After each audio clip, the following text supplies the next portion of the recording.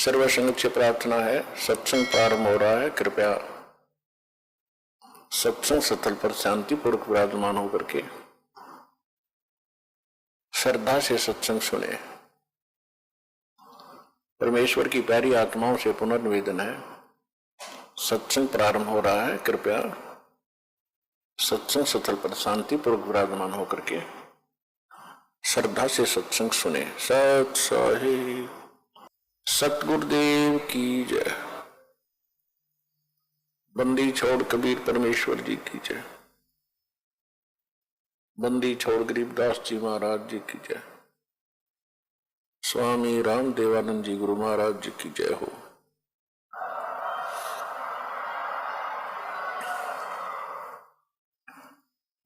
Grieve Namo Namo सतपुरुष को नमस्कार गुरु के नहीं। सूर नर मुनि जन साधुआ संतों सर्वस दे नहीं। सतगुरु साहेब संत सब डंडा तम प्रणाम। आगे पीछे मध्य हुए तिनको जा कुर्बान। नराकार निर्विषम काल जाल वैभंजनम निर्लेपम निज निर्गुणम अकल अनुबेशुंडनम। सोहम सुरति समाप्तम सकल समान नानिर्तल। उज्ज्वल हिरंबर हरदमम बेपरवा अथा है वार पारनी मध्यतम। ग्रीव जो सुमर सिद्ध होई गणनायक गलताना। करो अनुग्रह सोई पारस पद परवाना। आदि गणेश मनाऊं गणनायक देवन देवा। चरण कमल लाऊं आदंत करूं सेवा। परम शक्ति संगीतम हरिद सिद्धि दाता सोई। अवगत गुण अतीतम सत्य पुरुष निर्मोही। जगदम्बा जगदीशम मंगल रूप मुरारी। तन मन अर्पों शीशम भक्ति मुक्ति भंडारी। सुर नर मुनि जन ध्यावे ब्रह्मा विष्णु महेशा। शेष सहस मुख गावे पूज्य आदि गणेशा।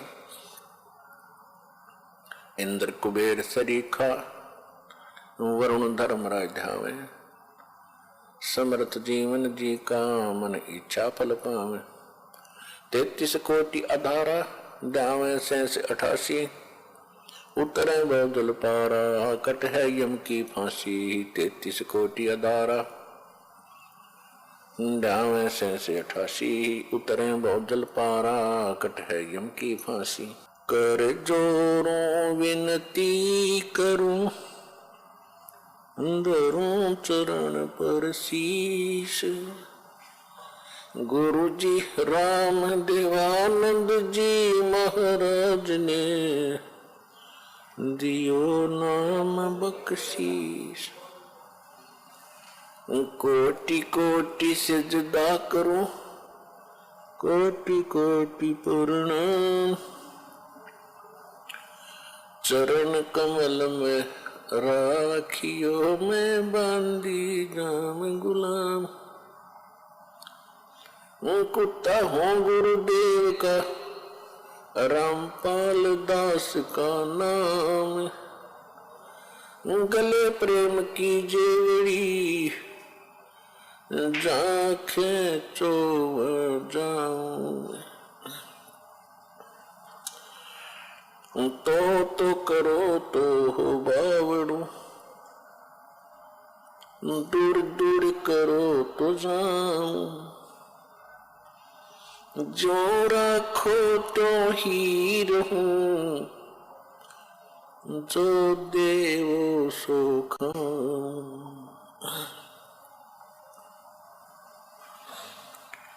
परम पिता परमात्मा पूर्ण ब्रह्म सर्व सृष्टि रचनहार कबीर परमेश्वर जी की असीम रजा से आप सभी पुण्यात्माएं सत्संग सुनने के लिए उपस्थित हुए। जिस प्राणी के बहुत ही पुण्यक्रम पूर्व जन्म के उनके साथ होते हैं, उनको ये सु अवसर प्राप्त होता है। अन्यथा ऐसे अनमोल जीवन को ये प्राणी मनुष्य जीवन को ऐसे ही माया के जोड़ने में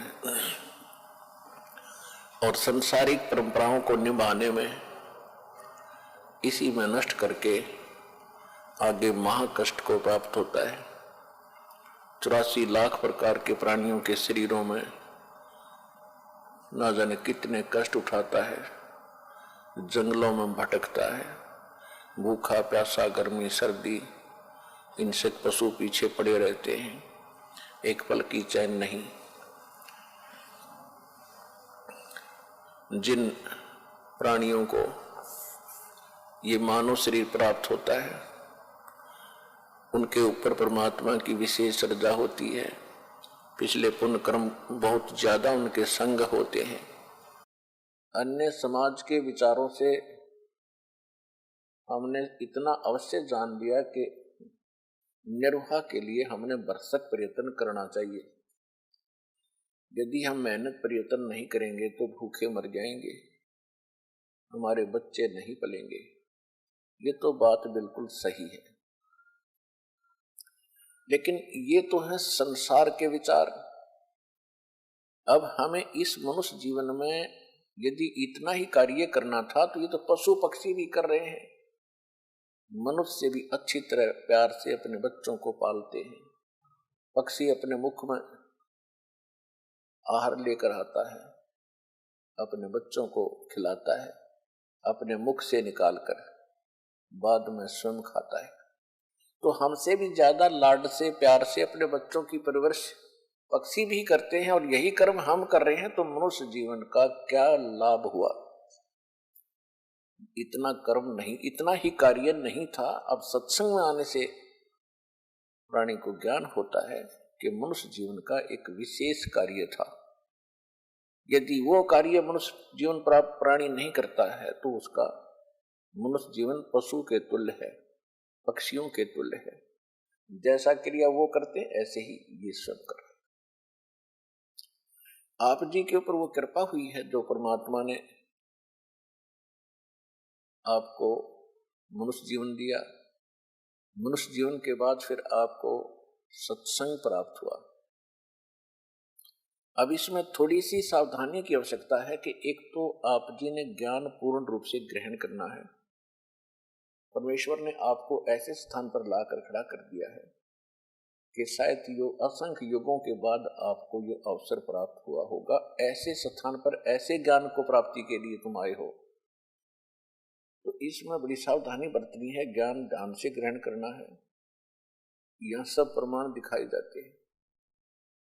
आपको पहले शिक्षित इसलिए किया भगवान ने कि आप सदग्रंथों को स्वयं जान सकें, सत्य और असत्य का निर्णय कर सकें। अभी तक हम इसीलिए काल के जाल में फंसे रह जाते थे कि हम इन नकली और असली ज्ञान को नहीं परख पाए, क्योंकि हमें स्वयं ज्ञान नहीं था। तो परमात्मा ने इस कलयुग के इस समय में सबसे पहले हमें ज्ञान ही देना था, और ज्ञान देने के लिए आपको शिक्षित भी करना था। तो अभी 30-40 वर्ष से उरे दास देख रहा है कि कैसी बाढ़ सी आ गई शिक्षा की। छोटे छोटे 3-3 वर्ष के बच्चों को स्कूल भेजना शुरू कर देते हैं माँ बाप। तो परमात्मा की प्रेरणा है। शिक्षा से हम भगवान को पहचान सकते हैं, अन्यथा शिक्षा का कोई काम नहीं। अब परमात्मा प्राप्ति के लिए हमने असंख्य जन्म खो दिए, जंगलों में हम गए। जब तक ये नहीं होगा तब तक आप कितनी भक्ति कर लो, जन्म और मृत्यु आपकी सदा बनी रहेगी, सदा कष्ट बने रहेंगे। पुण्य कर्म करोगे स्वर्ग चले जाओगे, पाप करोगे नरक चले जाओगे। स्वर्ग और नरक में पुण्य और पाप दोनों खाली करके फिर आप नए सिरे से पृथ्वी पर किसी पशु पक्षी या मनुष्य की यौन शरीर फिर प्राप्त कर लोगे, और उसके बाद फिर से वही पाप और पुण्य आपके इकट्ठे होना शुरू हो जाएंगे। तो ये असंख्य जन्म का ये झंझट हम झेल रहे हैं।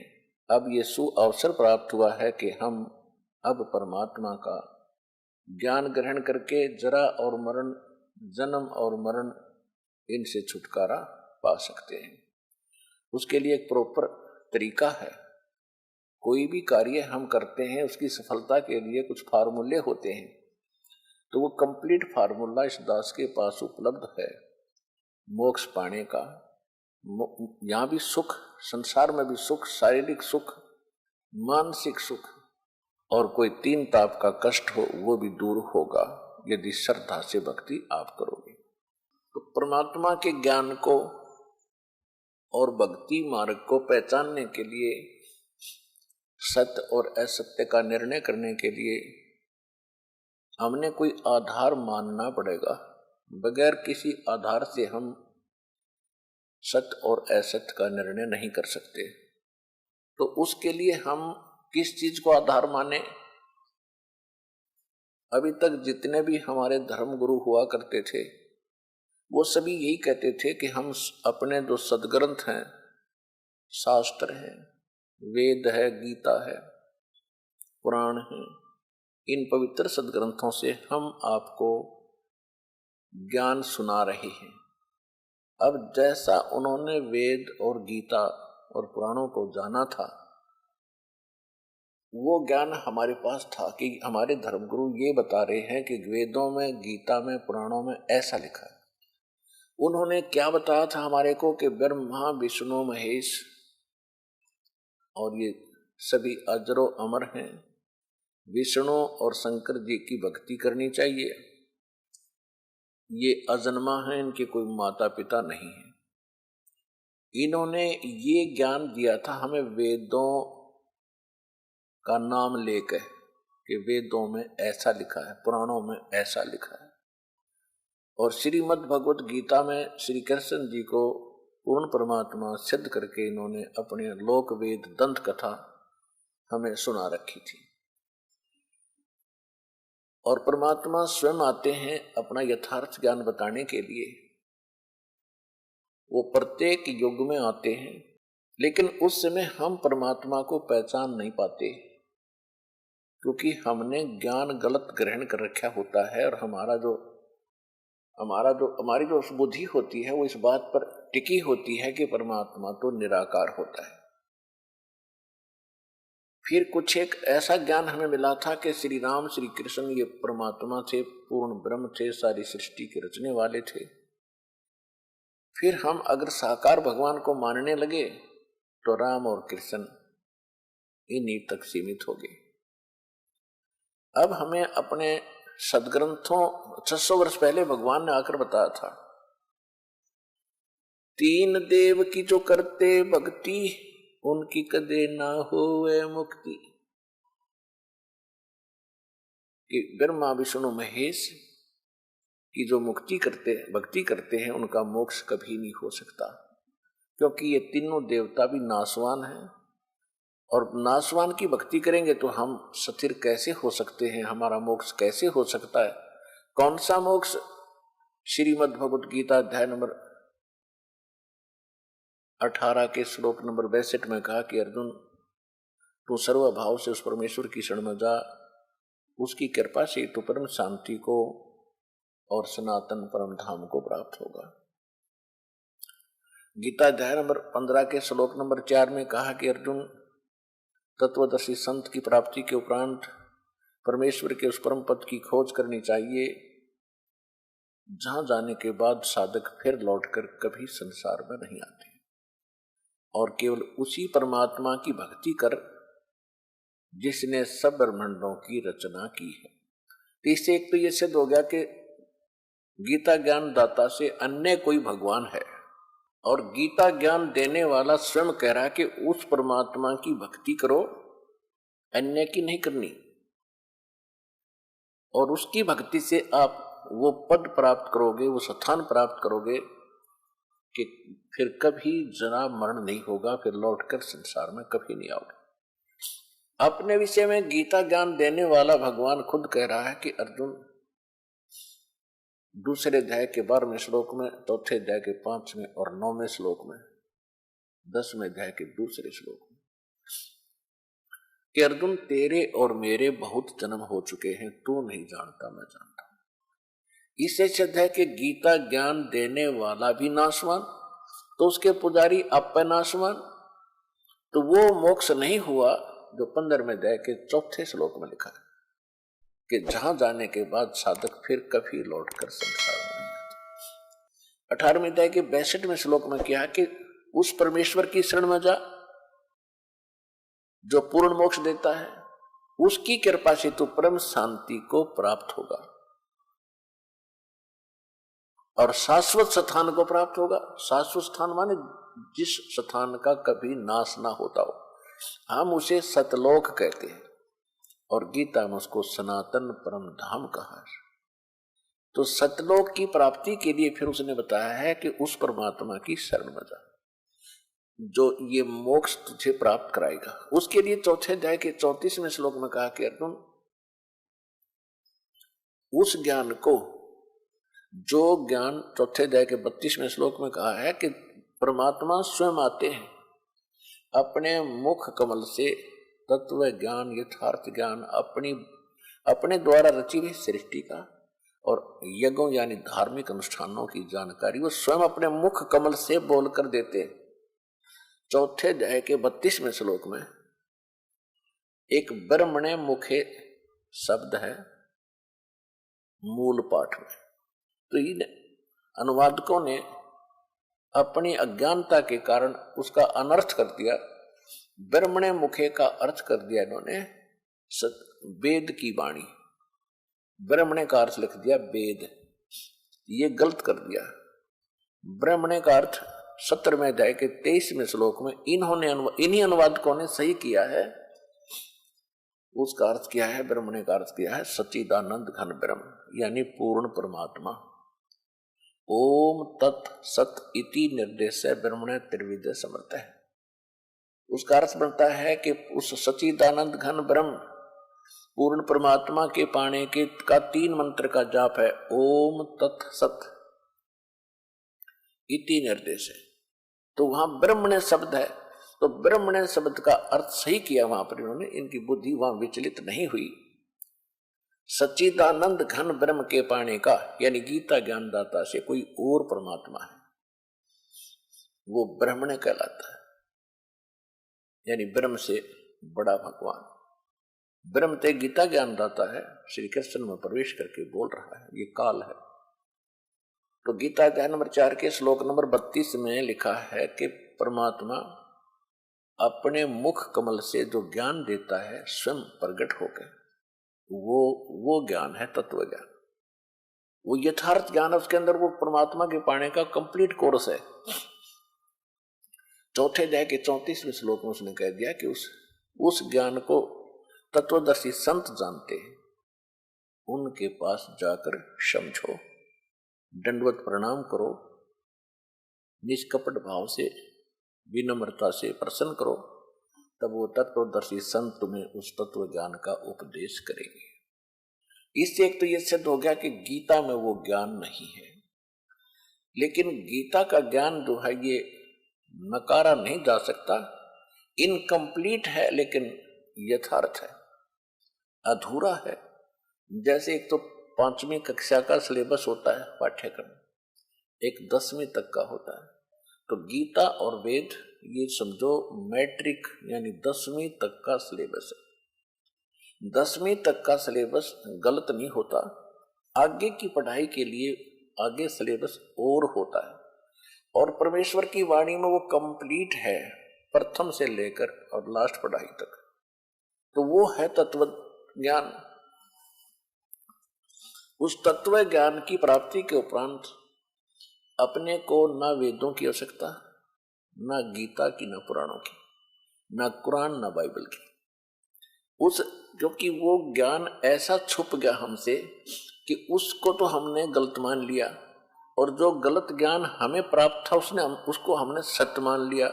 जबकि हमारे सदग्रंथ ये बता रहे हैं कि जो 600 वर्ष पहले परमात्मा कबीर जी बनारस में, काशी में एक दुल्हे की भूमिका करते हुए और ये ज्ञान भी यथार्थ बोला करते थे, उस ज्ञान के अंदर आज परमात्मा के ज्ञान में ये वेद और गीता वाला ज्ञान पुराणों का जो का तो लिखा है।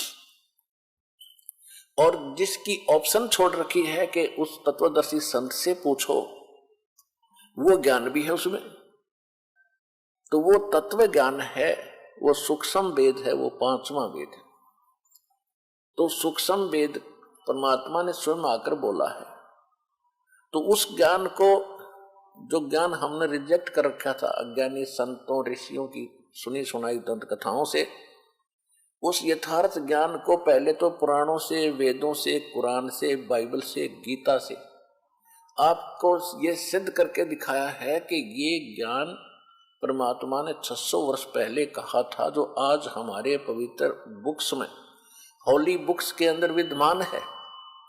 और जो इनमें नहीं है वो भी उसमें है, जिसका ऑप्शन छोड़ रखा है कि उस तत्वदर्शी संत से पूछो, वो तत्व ज्ञान के अंदर विद्यमान है, तो वो भी उसमें है।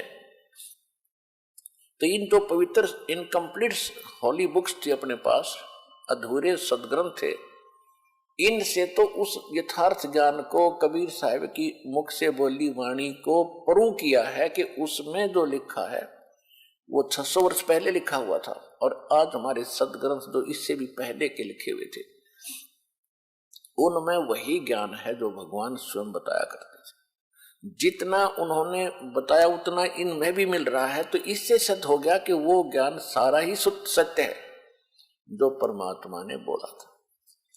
ये तो एक फार्मूला हुआ हमें एक थ्योरेटिकली सिद्ध करने के लिए कि हम सदग्रंथों से ये सिद्ध करते हैं कि परमात्मा कैसा है, उसका प्रमाण कहाँ है। तो दूसरा होगा हम एक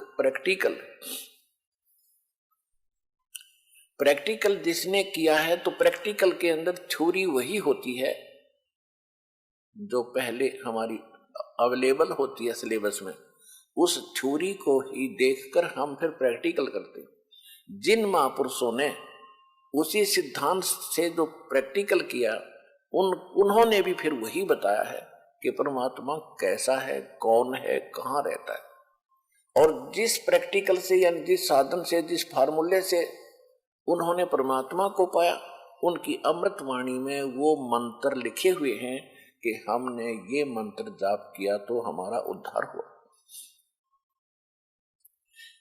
ये पूरा अध्यात्म मार्ग है, इन 2 पॉइंटों पर निर्भर करता है।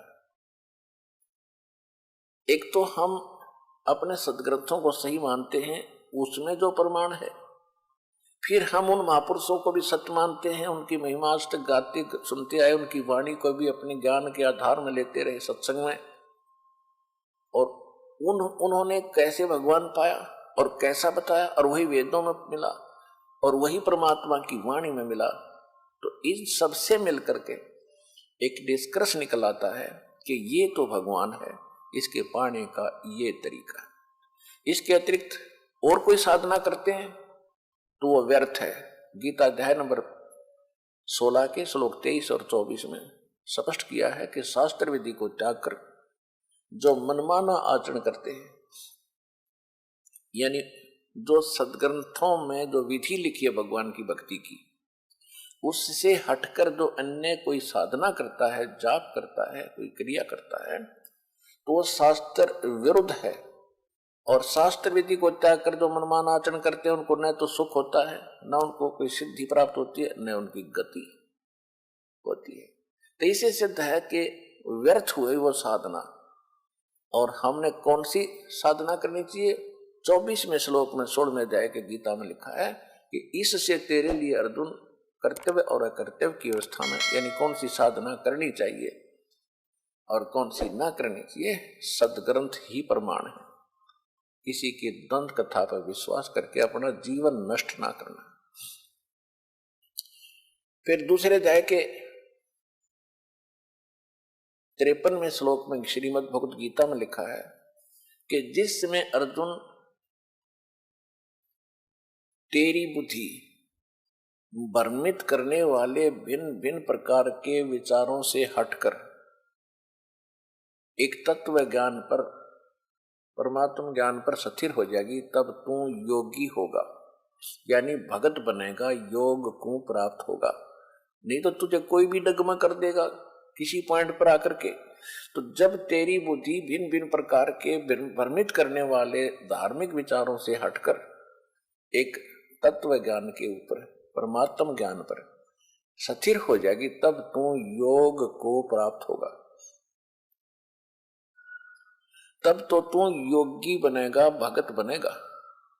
योगी मन साधक जो परमात्मा पाने की प्रयत्न करे। हमने योगी मान रखा वो जो केवल जो आसन करता है, ऐसे वैसे अटपट करता है, ये तो एक प्राकृतिक चिकित्सा होती है, ये योग नहीं है। ये योगी, ये भक्ति नहीं है, इसको योगी नहीं कह सकते, ये तो प्राकृतिक चिकित्सक है। लेकिन पहले ये साधक जो ऋषि होते थे, ये अपने स्वास्थ्य के लिए ये क्रिया भी साथ करते थे, क्योंकि स्वस्थ शरीर से ही भक्ति बनती है। ये योग जो है भक्ति के लिए एक सहयोगी है, ना कि इसे मोक्ष नहीं है। भक्ति का मीन स्वास्थ्य रखने के लिए पहले, और ये ऐसी वैसी साधनाएं नहीं थी। और विशेषकर ये ऋषि लोग ही जो ज्यादा समय अपना बैठते थे, साधना करते थे। इनके पास और कोई काम तो था ही नहीं, क्योंकि सदग्रंथों को पढ़ना, जनता को समझाना। एक मजदूर व्यक्ति है, किसान व्यक्ति है, सारा दिन उसका तो अपयोग हो जाता है, सारा दिन मेहनत करता, धंधा करता, उसको जरूरत नहीं उस योग करने की, वो तो वैसे ही स्वस्थ रहेगा, खुली हवा में रहता है, सारा दिन काम करता है। ये ऋषि लोग बैठे रहा करते थे, या तो साधना गलत करने के उद्देश्य से, साधना की ठीक थी नहीं इसलिए ज्यादा हठ योग करके बैठते थे। तो उसके लिए इन्होंने अपना योग साधना करनी अनिवार्य थी, सारा दिन बैठे रहने से शरीर खराब होता है। तो हम इन्हीं को देखकर फिर उसको भी एक साधन मान लिया भक्ति का। योग करना कोई अनिवार्य नहीं है, जो मेहनत मजदूरी करते हैं। योग साधना करना कोई पाप नहीं, बुरा नहीं। जिनका बैठने का काम है वो योग कर सकते हैं, 10-20 मिनट, आध घंटा, जैसा समय मिले स्वास्थ्य के लिए। लेकिन योगी का अर्थ यहाँ गीता अध्याय नंबर 2 के श्लोक नंबर 53 में है, भगत से संबंधित है। तब तू भगत बनेगा, क्योंकि आप फिर डगमग नहीं हो सकते। इसलिए आपको सबसे पहले वो ज्ञान सुनाया जाता है। तो उसके लिए हमने अपने मन को रोकने के लिए, दृढ़ता पैदा करने के लिए, स्थिर रहने के लिए कुछ सहारा चाहिए। उसके लिए हमारे पहले तो अपदास ने बताया कि सदग्रंथ, जो सदग्रंथ हैं जिनको हम आज तक सत्य ज्ञान युक्त मानते रहे, प्रथम तो आप जिन्हें वो आधार बनाना है।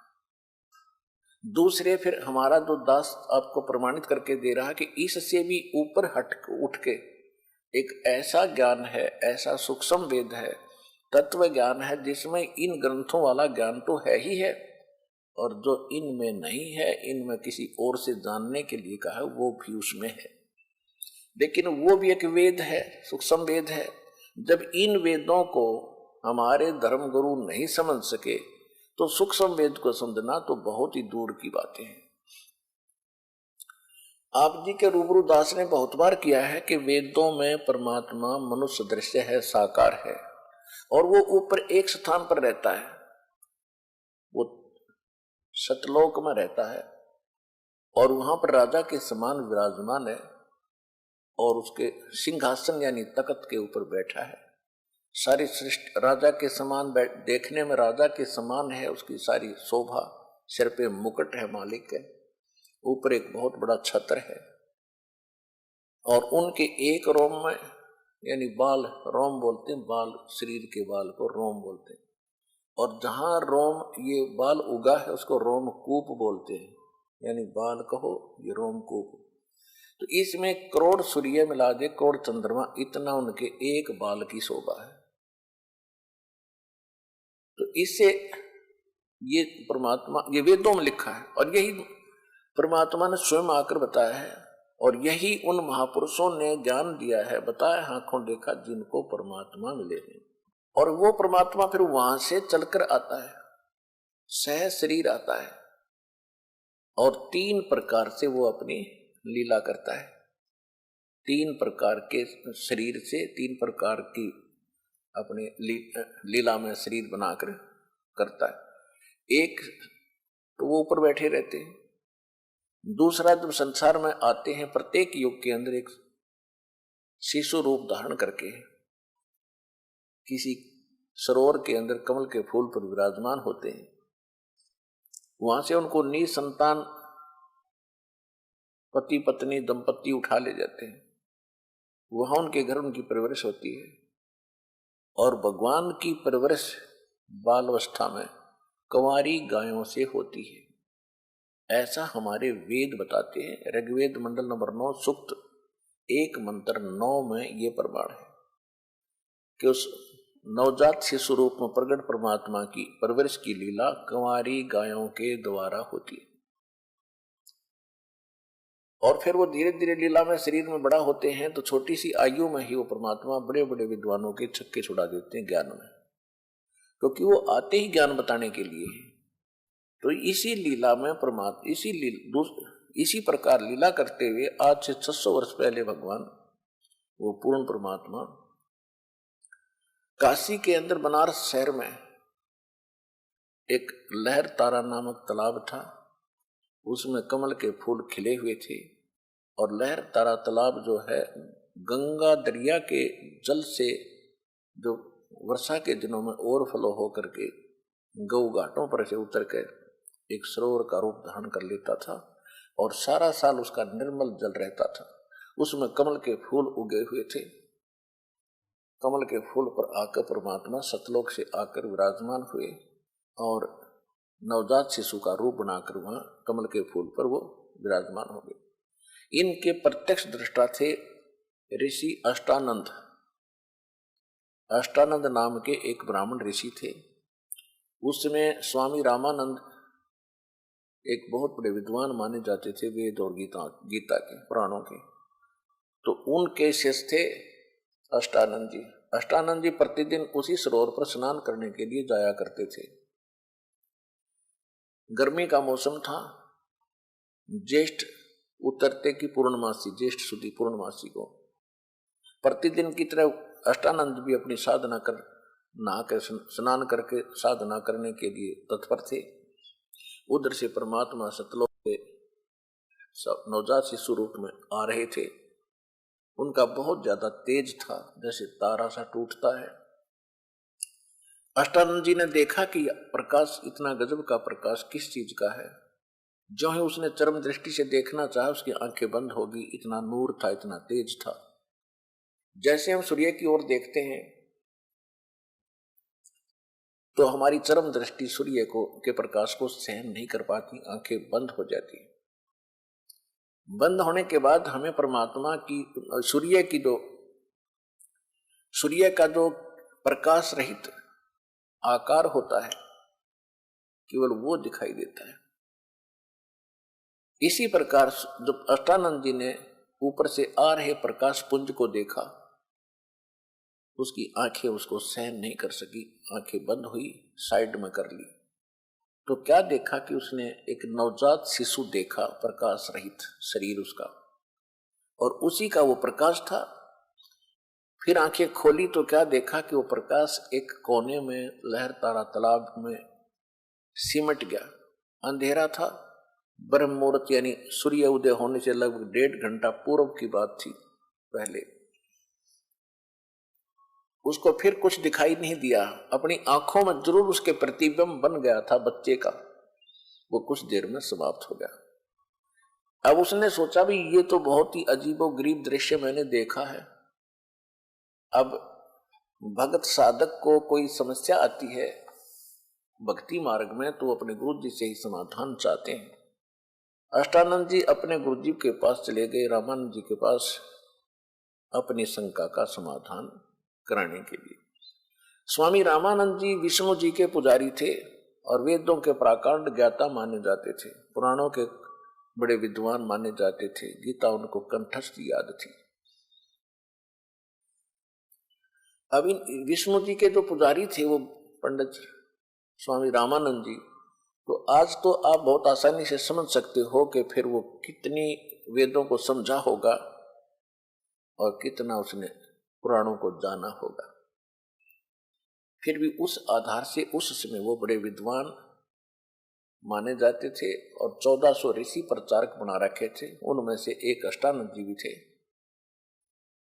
फिर परमात्मा कबीर जी की कृपा होने के बाद उसने 84 और बनाए थे शिष्य। 1484 शिष्य थे रामानंद जी के कुल मिलाकर। तो कहने का भाव यह है कि रामानंद जी से अष्टानंद जी ने जाके अपनी शंका व्यक्त की कि आज मैंने ऐसे ऐसे एक आकाश से आता हुआ प्रकाश पुंज देखा, मेरी आंखें गुरुदेव सहन नहीं कर सकी, चरम दृष्टि बंद होगी। उसके बाद मैंने प्रकाश रहित एक शिशु देखा। प्रकाश रहित शिशु का रूप की वो प्रतिमा सी बन गई मेरी आंखें आगे, वो देखी मैंने प्रतिबिंब। ये क्या कारण है मालिक, मैं समझ नहीं सका। ये प्रकाश मैंने जो देखा, उसके बाद नवजात शिशु का आकार देखा, ये कोई मेरी भक्ति की उपलब्धि है या कोई मेरा वैसे भ्रम है। तब स्वामी रामानंद जी ने कहा कि ऊपर के लोकों से जब कोई अवतार गण आते हैं, उनके ये लक्षण होते हैं, और यहाँ वो किसी काशी में किसी माँ के गर्भ में जन्म प्रवेश करेंगे, 9 महीने के बाद वो फिर बाहर आएंगे। अब स्वामी रामानंद जी को इतना ही ज्ञान था कि इनके भगवान माँ से ही जन्म लेते हैं, अवतार भी माँ से जन्म लेकर आते हैं।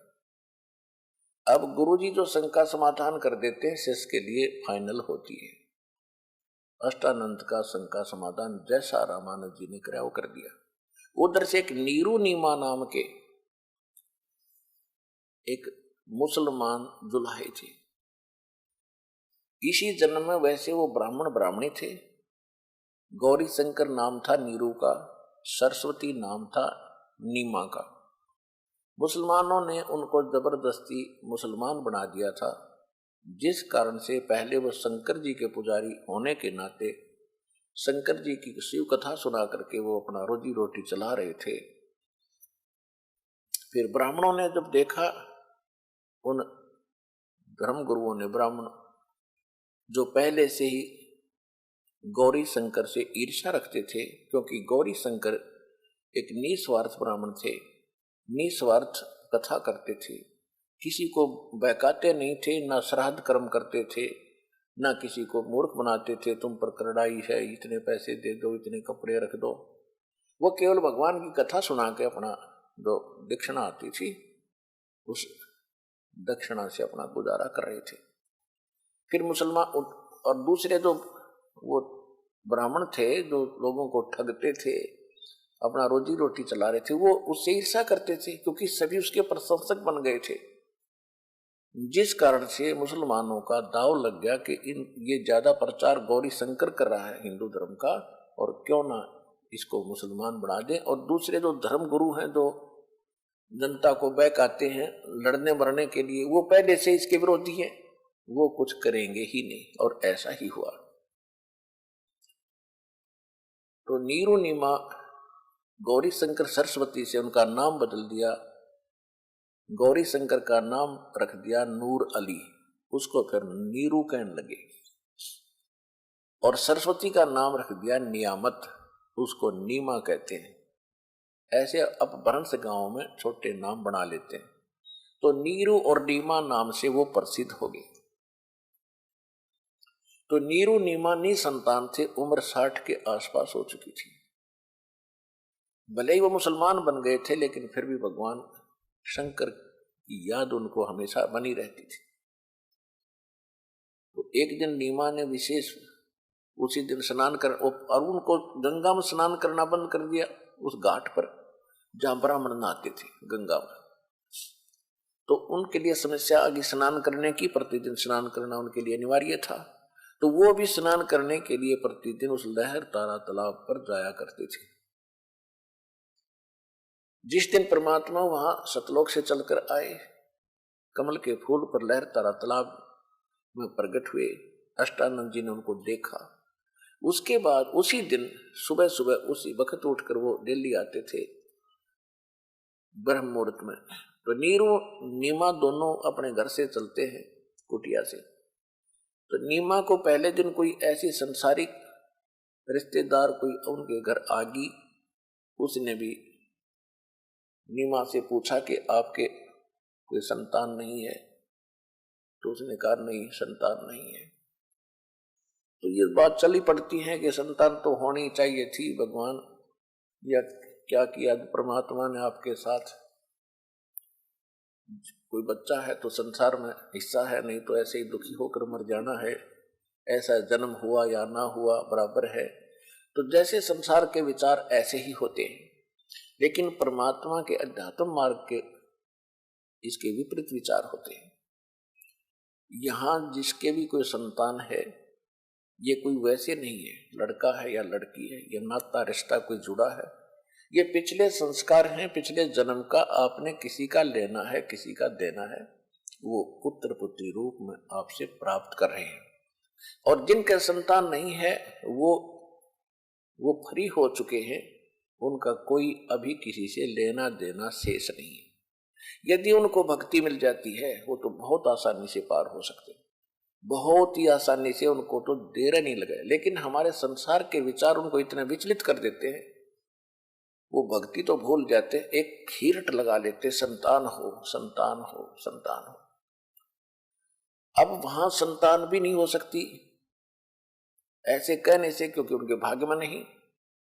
कहा कबीर परमात्मा पूर्ण ब्रह्म सतपुरुष की भक्ति परम संत उसके नुमाइंदे से लिए बिना, जैसे इस दास, ये दास आज के दिन विश्व में परमात्मा का वो कृपा पात्र दास है जिसके पास कंप्लीट भक्ति मार्ग है पूर्ण। और जो भगवान सुख देता है परमात्मा इस दास के माध्यम से आपको सारे देगा, तो उसका विधान है।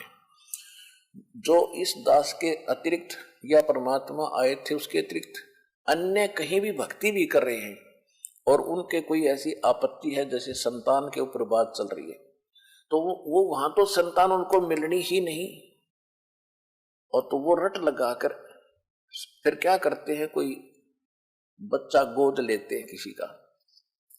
अब ठीक है, बच्चा गोद ले लिया, बड़ा होकर के बच्चा तो देखो अपना हो चाहे गोद वाला हो, अपने जिनकी संतान है उनको मालूम है बड़े होकर शादी होने के बाद बच्चे कितना उनके अनुकूल चलते हैं, वो अपने हिसाब से चला करते हैं।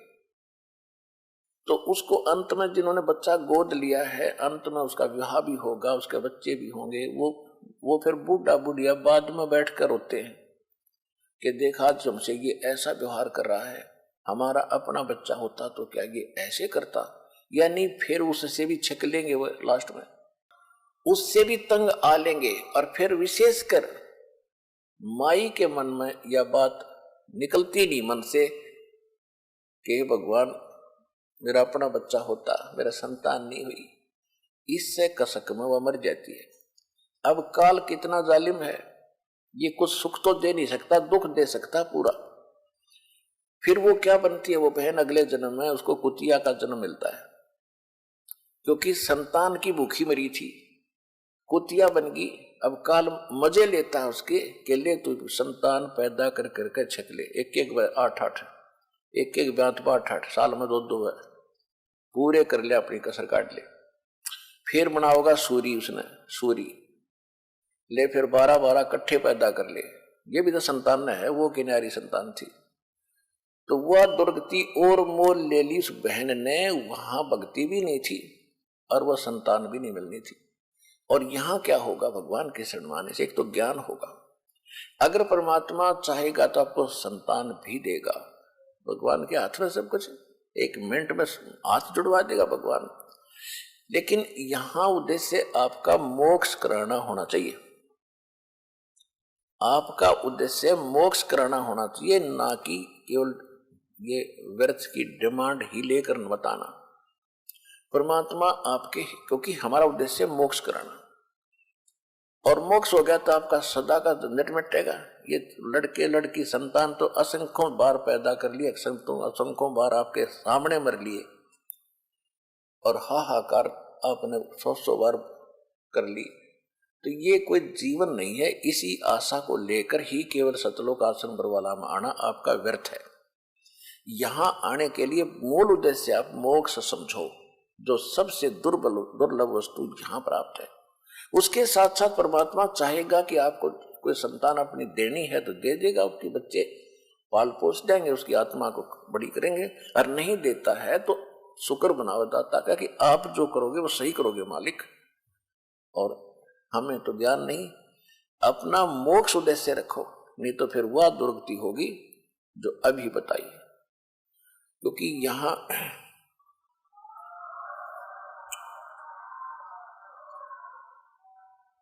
तो यहां पर परमात्मा की शरण में आने के बाद एक तो ज्ञान ऐसा आपको निर्मल मिलेगा, शंका समाप्त हो जाएगी आपकी। असंख्य जन्म हम जन्म लिए, असंख्य जन्म हम मृत्यु को प्राप्त हुए, असंख्य जन्मों में हमारी ना जाने कितनी कितनी संतान वाली। संतान परमात्मा देता है, धन्यवाद दाता का। नहीं देता है तो ये समझो कि हमारे ऊपर मेर घनी मालिक की, हमारा पीछा छूट जाए इस। क्योंकि जब आप यहां से जाते हो संसार में तो आपको 100% 100% लोग उन विचारों के मिलेंगे जो ये कहेंगे कि वे संतान तो चाहिए थी, एक बालक तो होना चाहिए था, तो फिर उस बहन के, उस भाई के जो संतान नहीं है उनका फिर वो इंजेक्शन लगा देते हैं और वो फिर प्रेरित तड़प जाते हैं बच्चों के ही लिए। तो उसकी उनके लिए यहां आना अनिवार्य है। परमात्मा चाहेगा तो पता नहीं कितनी संतान दे देगा। ऐसे ऐसे भी दास ने देखे तो 50 साल की उम्र होगी थी, 55 साल की, तब उनको संतान दे दी। लेकिन सच्ची लौ देख कर, सच्ची आस्था देखकर कि ये केवल बच्चे बच्चे नहीं, अब ये मोक्ष भी मांग रहे हैं, तब बच्चे देगा आपको। और तुम केवल बच्चे बच्चे मांगोगे, कतई नहीं देगा, क्योंकि आपको नरक में थोड़ा डालना परमात्मा ने। तो हमने सबसे पहले ज्ञान समझना है। यहां पर हजारों की संख्या में आपको दिखा दूंगा जिनके 8-8 साल बयान हो गए थे, 20-20 साल हो गए थे, 15-15 वर्ष हो गए थे, उनके आज हाथ जुड़वा दिए दाता ने, इकट्ठे 2-2 दे दिए एक बार।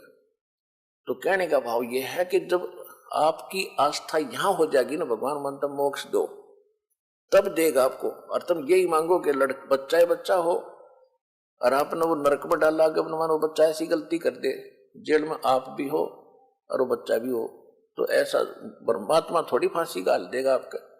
तो इन बातों को आपने बड़ा ध्यान से विचार करना है जो दास वचन बोल रहा है।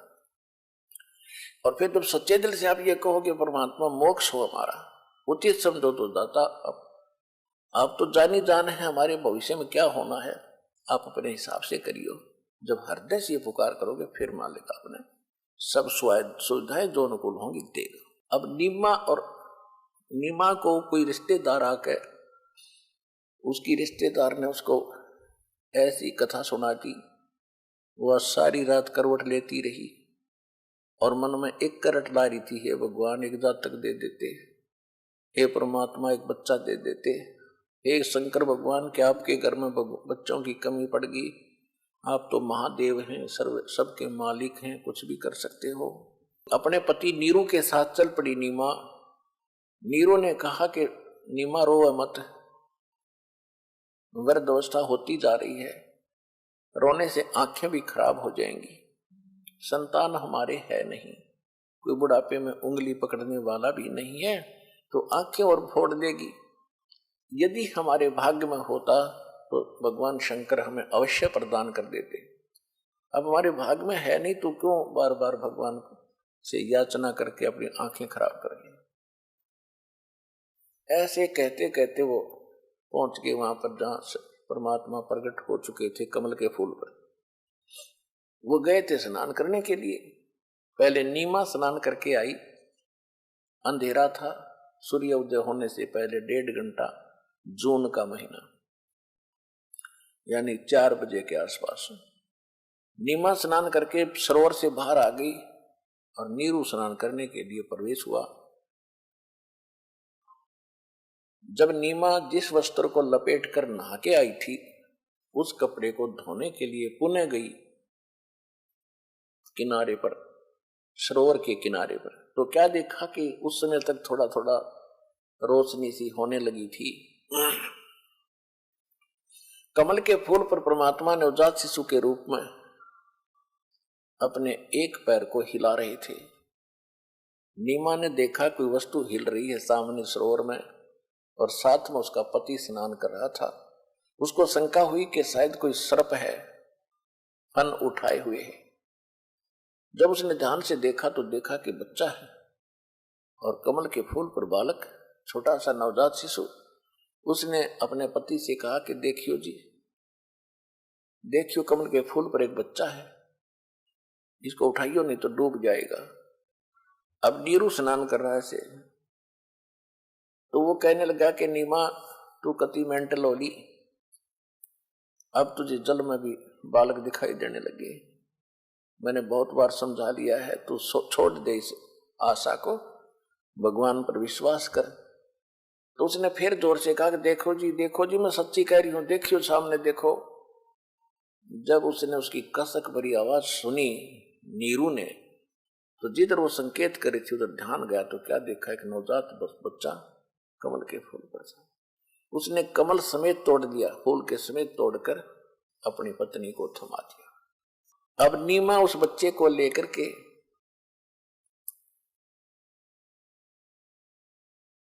भगवान की गिफ्ट मान के, उस बोली को क्या पता था भगवान इतनी गोदी में, और शंकर भगवान का शुक्र मना रही है कि हे शंकर भगवान, आज ही मैंने आपका हृदय से आपकी पुकार की थी और आज ही आपने मुझे लाल दे दिया। हे परमात्मा, सौ शुक्र है तेरा।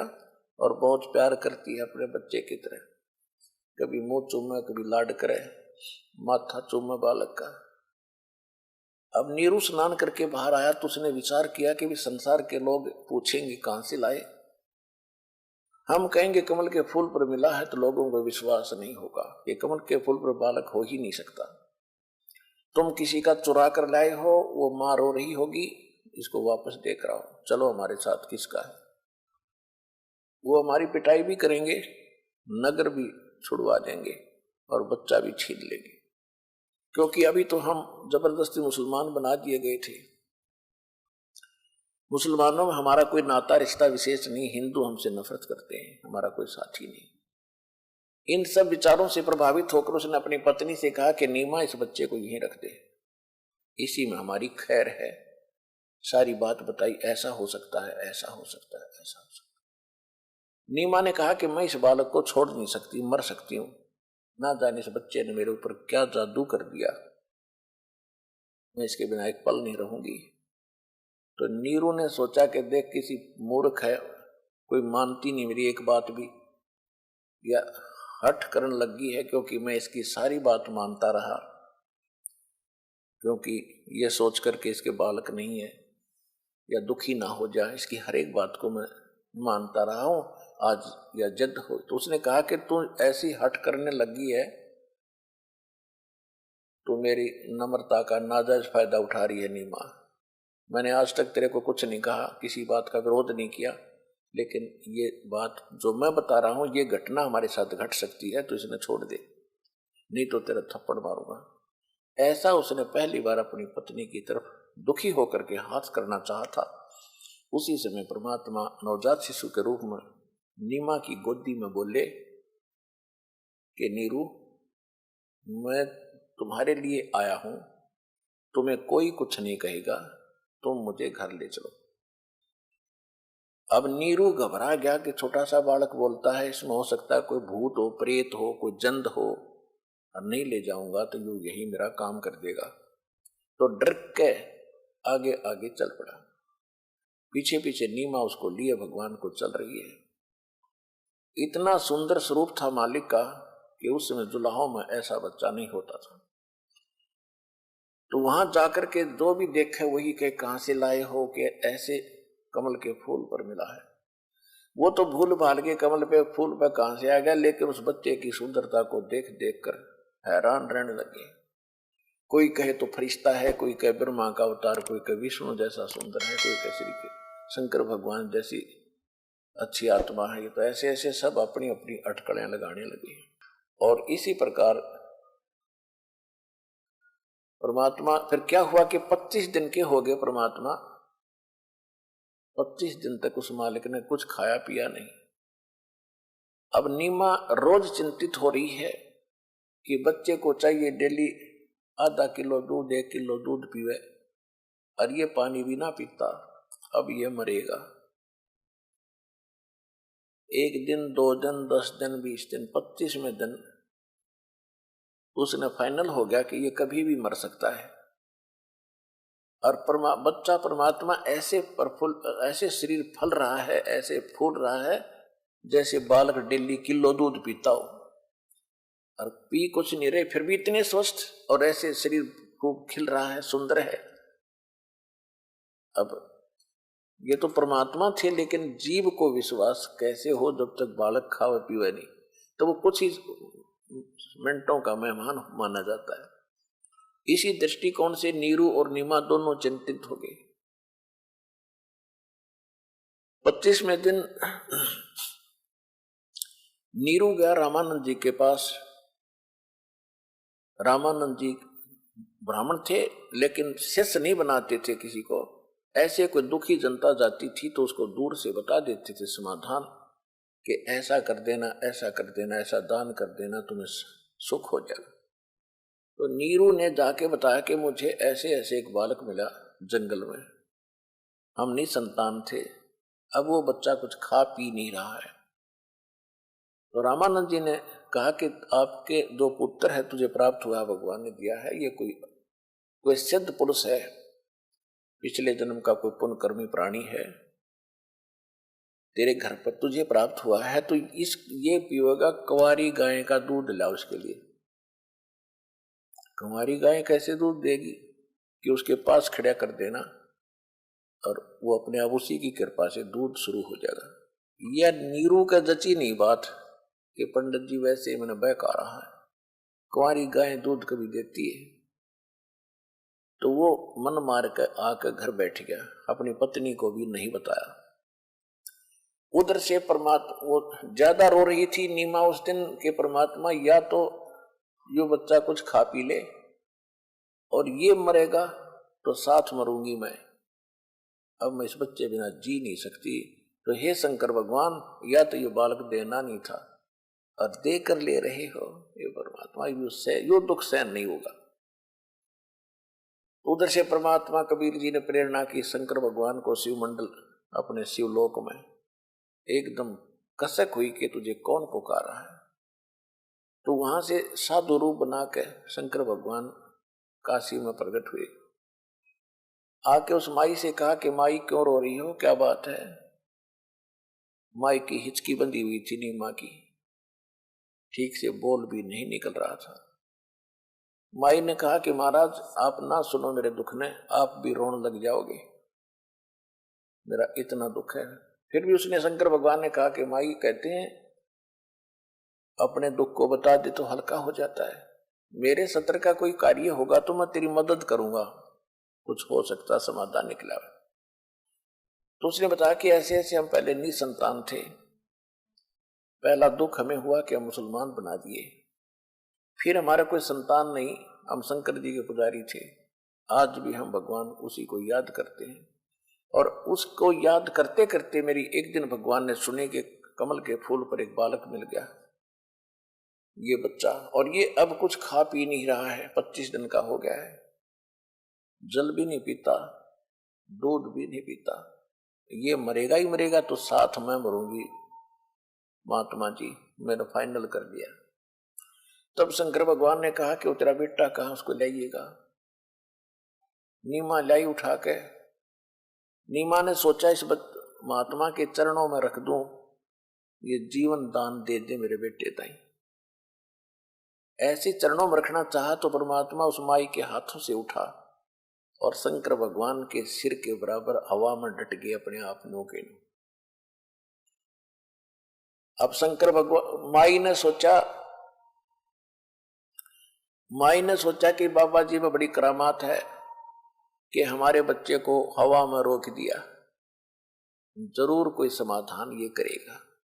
तब शंकर भगवान ने ऐसे हाथ किया जैसे बच्चे को गोदी में लेना चाहते हो, तो वहां से परमात्मा कबीर जी नवजात शिशु रूप में शंकर भगवान के साधु रूप में खड़े हाथों में आ गए।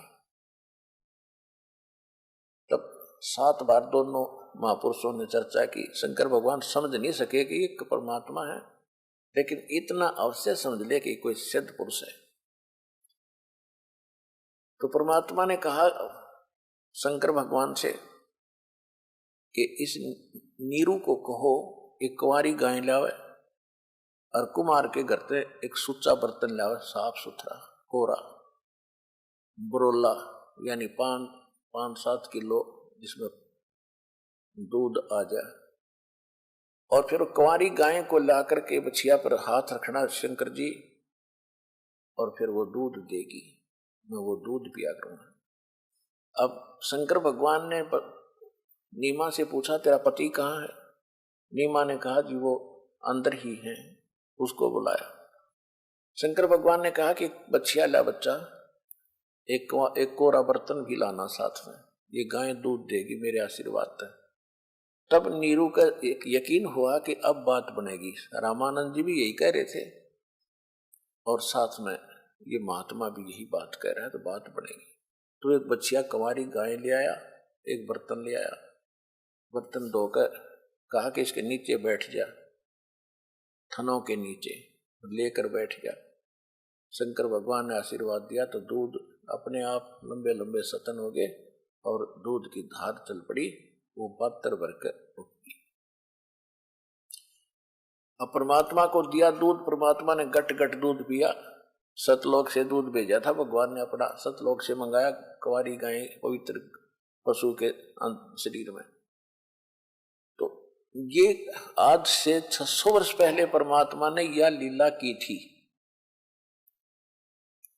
और वो लीला सारी की सारी धर्मदास जी ने, जो लीला मालिक ने की थी, जो बात हुई थी, जो ज्ञान दिया था। एक धर्मदास नाम के लाला जी थे, सेठ थे, वो भी पहले हिंदू धर्म में जन्मने के कारण राम और कृष्ण के पुजारी थे।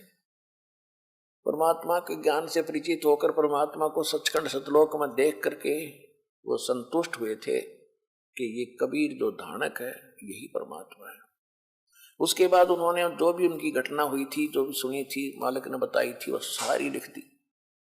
आज से 600 वर्ष पहले ये लीला कबीर भगवान ने की थी।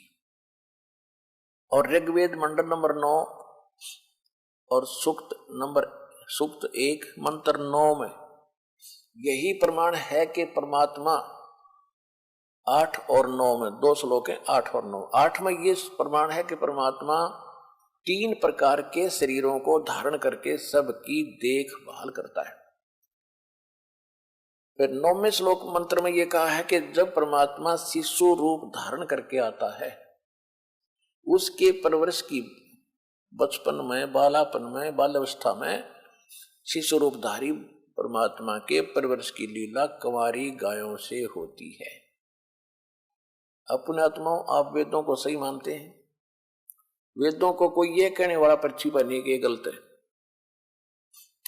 और ये भी मानते हैं कि वेदों में परमात्मा की महिमा लिखी है, भगवान कैसा है, क्या लीला करता है। और वो लीला जो वेदों में लिखी है भगवान की, वो किसी ने की हो, ऐसी लीला ही किसी ने की हो, तो कौन है भगवान? जिसने वेदों अनुसार जो लीला और ज्ञान बताया और लीला की, ही इज गॉड। तो पहले आपको दिखाते हैं वेद में, और फिर दिखाते हैं आपको कबीर सागर में जो भगवान की लीला लिखी है। 2 मिनट में अपने आप समझ में आ जाएगा हु इज गॉड। ये देखिएगा ऋग्वेद, ये 9 और 10 मंडल है, इकट्ठे ही अनुवाद करके बनाए हैं। ये देखिएगा ये कहां से छपा है? प्रकाशक है सार्वदेशिक आर्य प्रतिनिधि सभा, महर्षि दान भवन, रामलीला मैदान, नई दिल्ली। ये इनके फोन और फैक्स नंबर है। भाषार्थ भाष्य महर्षि दान सरस्वती कृत, मुद्रक है Prince offset printers, 1510 Pataudi house, त्रियागन, नई दिल्ली। अब इसके हम आपको ऋग्वेद मंडल नंबर 9 और सूक्त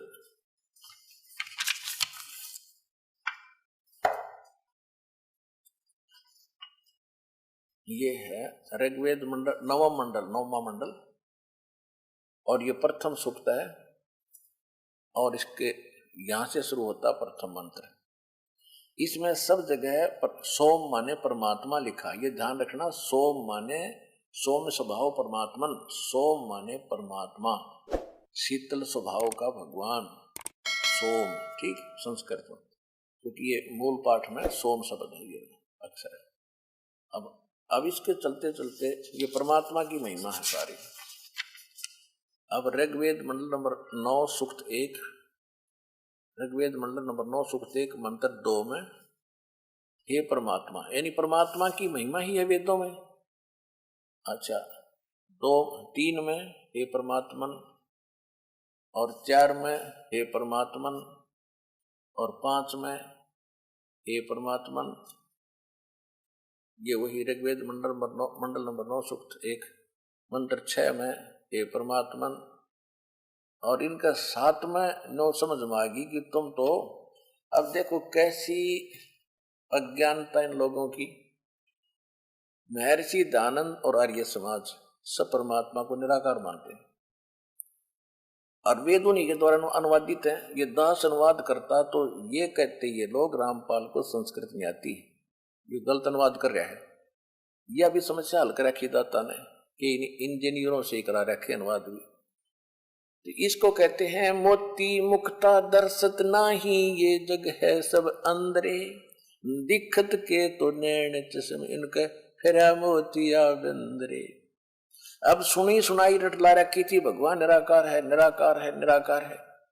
और वेदों को पढ़े, और वेदों को सत्य माने जो लिखा है, और अपनी बकवाद नो की नो अड़ाई रखी, वेदों वाला ज्ञान भी ना दिया हमारे को। वेद पढ़े पर भेद न जान, ये बातें पुराण 18, पत्थर की पूजा करें ये भूल के सृजनहारा। गुरु बिन वेद पढ़े जो प्राणी, समझन सार रहे अज्ञानी। गुरु बिन काहु न पाया ज्ञाना, जो थोथा वो छड़े मोड़ किसाना। तो ये सिद्ध, एक तो ये सिद्ध होगा कि ऋषि महर्षियों को आज तक वेदों का भी ज्ञान नहीं था।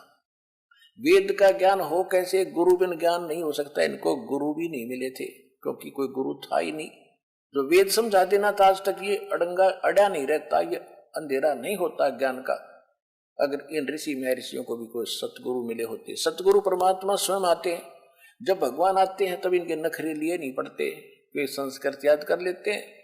अपने संस्कृत के आधार से ही अपने आप को ऊंच मान बैठे, ज्ञान के आधार से इकट्ठी जीरो थे ये लोग। अब इसी का प्रमाण आपके सामने है, देखिएगा। अब 7वें मंत्र में इन अनुवाद करता आर्य समाजियों के, महर्षि दयानंद के, इनके चेलों के बुद्धि में आ गई। अभी तक तो परमात्मा की महिमा बता रहे थे, अब यहां इन्होंने वो पुरुष लिखना शुरू कर दिया कि आम आदमी पुरुष माने मनुष्य समझता है, और संस्कृत में पुरुष माने परमात्मा होता है। और इसको पुरुष इसलिए कहते हैं मनुष्य को, क्योंकि परमात्मा ही जैसा, परमात्मा का ऐसा ही रूप है मनुष्य जैसा, लेकिन उनका जो शरीर है वो अविनाशी तत्व का बना हुआ है, वो कभी नाश में नहीं आते। और हमारा ये 5 तत्वों से बना हुआ पुतला नाशवान है। परमात्मा की सूरत ऐसी है जैसी मनुष्य की, इसलिए मनुष्य को पुरुष कहने लगे। अब यहां देखो 9वें अध्याय ऋग्वेद मंडल नंबर 9 सूक्त 1 मंत्र 6 तक तो परमात्मा ठीक लिखते रहे, और यहां देखो 7वां में लिख दिया उस पुरुष को।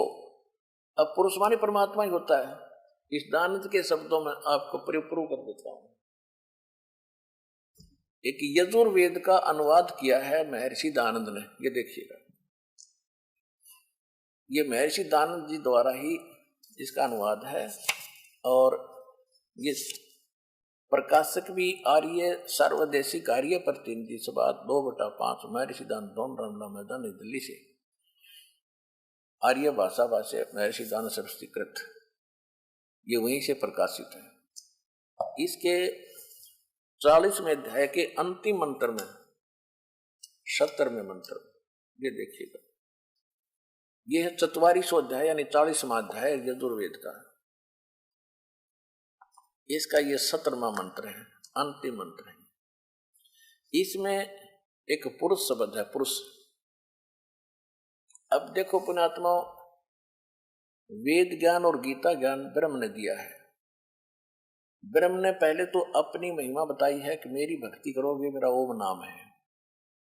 फिर इसने बताया इसी 40वें अध्याय के 10वें श्लोक में मंत्र में कि परमात्मा को कोई तो साकार कहता है, किसी कोई निराकार कहता है, कोई जन्म लेने वाला कहता है, कोई अजन्मा कहता है। उसकी जानकारी तत्वदर्शी संत बताते हैं, उनसे सुनो। अब इन ऋषियों को तत्वदर्शी संतों मिला नहीं, अपनी अटकल से इन्होंने जैसे तैसे भी अनुवाद किए, वो आपके सामने है। तो 40वें अध्याय के 17वें श्लोक में ये वेद ज्ञान दाता क्या कहता है कि वो परमात्मा तो प्रोक्ष है, गुप्त है, उसके बारे में कोई नहीं जानता। कोई तत्वदर्शी संत बताता, उससे पूछो। और अपनी महिमा बताता है कि मैं ब्रह्म हूं, मेरा ओम मंत्र है। ये देखो 40वें अध्याय का 17वां श्लोक है। ये कहा खम ब्रह्म ओम, और यहां है ये देखो, हे मनुष्यो जैसे हिरमेन माने ज्योत स्वरूपी रक्षक मुझ से, यानी ज्योत स्वरूपी वैसे काल है। फिर ये कह रहा है कि मुझ ज्योत स्वरूपी रक्षक मुझ से अविनाशी यथार्थ कारण से आच्छादित मुख के तुल्य उत्तम अंग का प्रकाश किया जाता है, जो वह प्राण व सूर्य मंडल में पुरुष माने पूर्ण परमात्मा है। इन्हीं के शब्दों में हमने पुरस्कार देखना है। पुरुष माने पूर्ण परमात्मा है, वह प्रोक्ष रूप, वो तो प्रोक्ष है। और इसने अनुवाद थोड़ा सा हेरफेर किया है। फिर यूं कहता अहम मैं, वो तो परमात्मा गुप्त है, वो तो पूर्ण परमात्मा तो प्रोक्ष है, गुप्त है। और अहम मैं खम आकाश के तुल उस आकाश यानी ब्रह्मलोक, आकाश रूपी ब्रह्मलोक में ब्रह्मकार देखो इसका, सबके गुण कर्म स्वरूप करके अधिक हूं। जिन्होंने कहा मैं ब्रह्म हूं, ब्रह्म माने ब्रह्म, मैं ब्रह्म हूं। और ओम सबका रक्षक जो मैं, उसका ओम ऐसा नाम जान हो।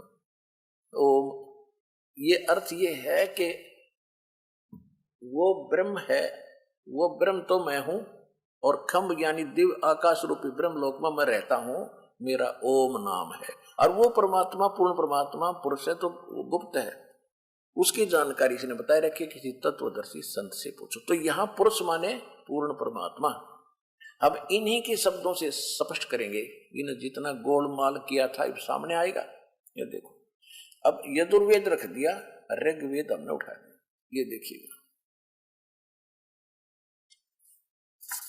ये वही प्रकाशक है इसके, सर्वदेशी कार्य प्रतिनिधि सभा, ये वही इनके अनुवाद करता, ये यहां से छपा है।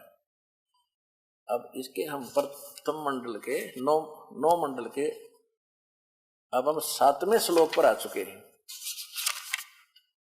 ऋग्वेद मंडल नंबर 9 सूक्त 1। अब 6 तक तो इसने परमात्मा की महिमा शुरू कर रखी थी। यहां 7वें में इसने तम माने उस पुरुष को, यहां लिखना था उस पूर्ण परमात्मा को, तम उस पूर्ण परमात्मा को ज्ञान यज्ञ बलि प्रकार। फिर यहां देखो 8वें में इसने फेर कर दिया, तम उस पुरुष को, उस पूर्ण परमात्मा को, पुरुष माने पूर्ण परमात्मा सिद्ध कर दिया दास ने। उग्र गतियां प्रेरणा करती हैं, यानी जब संसार में हाहाकार मच जाता है, इससे प्रेरित होकर वो परमात्मा यहां प्रकट होता है।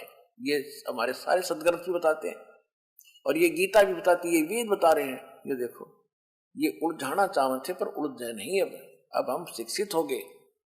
उस पूर्ण परमात्मा को, ये समझो पुरुष की जगह पूर्ण परमात्मा को उग्र गतियां यानी भयंकर परिस्थितियां प्रेरणा करती हैं, और भासमान शरीर को वह पूर्ण परमात्मा प्राप्त होता है। पुरुष माने पूर्ण परमात्मा, यानी वो यहां से शरीर या शरीर धारण करके आता है। आगे देखो, उसी का शेष है यहां पर 8वें श्लोक का मंत्र का। ऋग्वेद मंडल नंबर 9 सूक्त 1 हम 8वां पढ़ रहे, जिसमें जो शरीर प्राप्त करता है, इसमें 3 प्रकार से दूसरों का वारण माने कल्याण करने वाला मधु में शरीर मिलता है। वो परमात्मा 3 प्रकार के शरीर से हमारी देखभाल करता है, और जब उग्र गतियां प्रेरणा करती हैं तो वो परमात्मा यहाँ एक सुंदर शरीर प्राप्त करके प्रकट होता है। आगे देखो 9वें में फिर क्लियर होता है। ऋग्वेद मंडल नंबर 9 सूक्त 1 के मंत्र 8 को हम पढ़ चुके। 9वां देखो, ये 9वां श्लोक मंत्र है। अभी इमम अधन्या उत्सरणति धेनव शिशुम, ये शिशुम लिखा, शिशु रूप धारण। सोम सोम इंद्राय पात्वे, इन्हीं के शब्दों में अनुवाद पढ़ेंगे।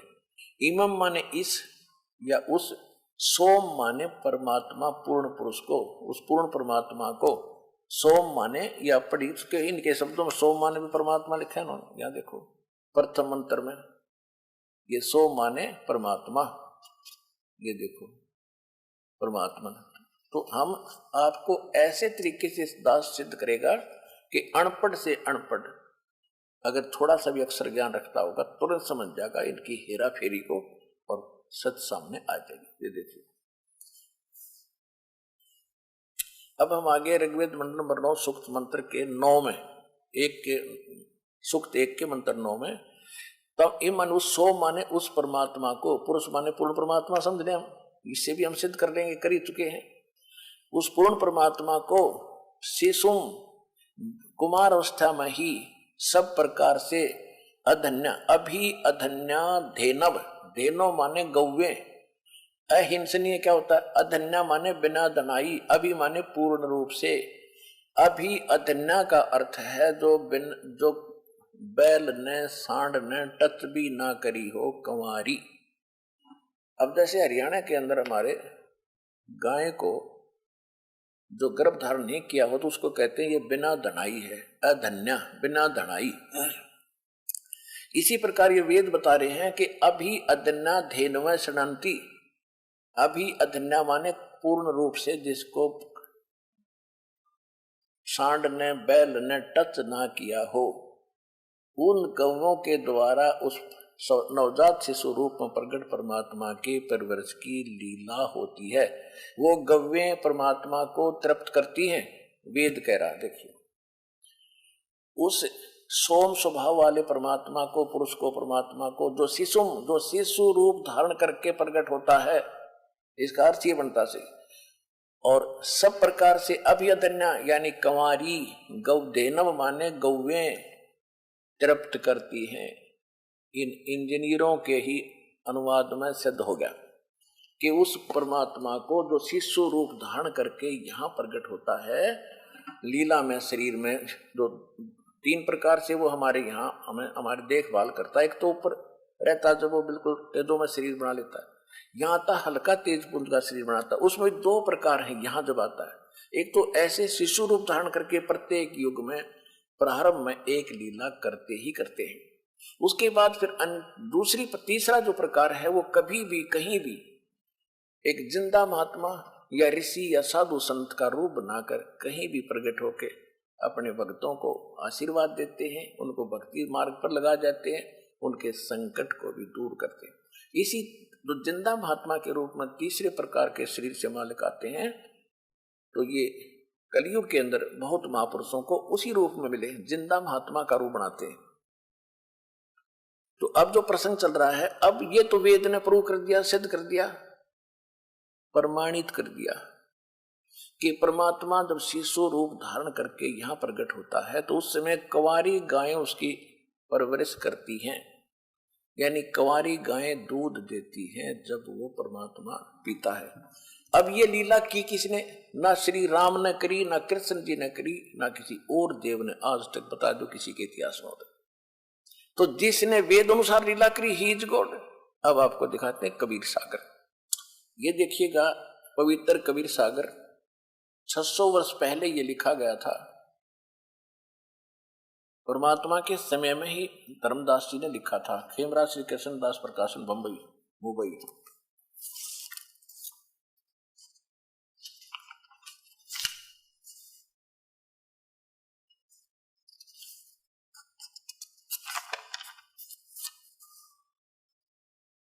ये देखिएगा, इसका कौन अनुवादक है? कबीर पंथी भारत पथिक स्वामी युगलानंद बिहारी द्वारा परिष्कृत। मुद्रक एवं प्रकाशक खेमरा श्री कृष्ण दास, अध्यक्ष श्री वेंकटेश्वर परेश, खेमरा श्री कृष्ण दास मार्ग, मुंबई। ये ज्ञान सागर है, इसमें एक चैप्टर है।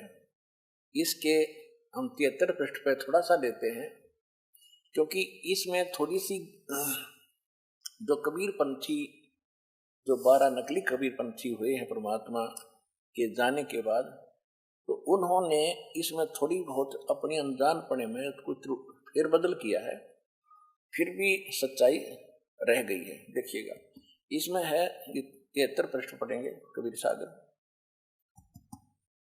शंकर वचन, तोरे घर पंडित अधिकारी, झूठ बोल कर बोलो नारी, हरि कमला सम देखो ज्ञाना, बुद्धिमंत तुम पुत्र सुजाना, सुनकर महिमा पुत्र की, नारी धरे तब पाओ, हे स्वामी मम इच्छा स्वर्ण वचन सुनाओ। यानी शंकर भगवान आके मिले थे। उसके बाद फिर क्या हुआ कि रामानंद के पास नीरू गया, तो नीरू की रामानंद की क्या बातें हुई वो दिखाते हैं आपको। ये है 74 पृष्ठ पे, ज्ञान सागर के 74 पृष्ठ पे। सुन जुल्हा मन भयो आनंदा,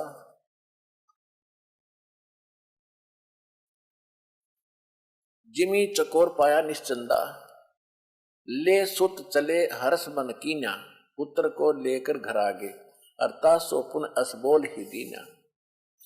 सुत काशी को ले चले, देखन लोग देखन ते आव, काशी में लेकर आगे जनता देखने जा रही है, आ रही है। और अन्न पानी खावे नहीं, बख्शे नहीं, और दुल्हा शोक जनावे।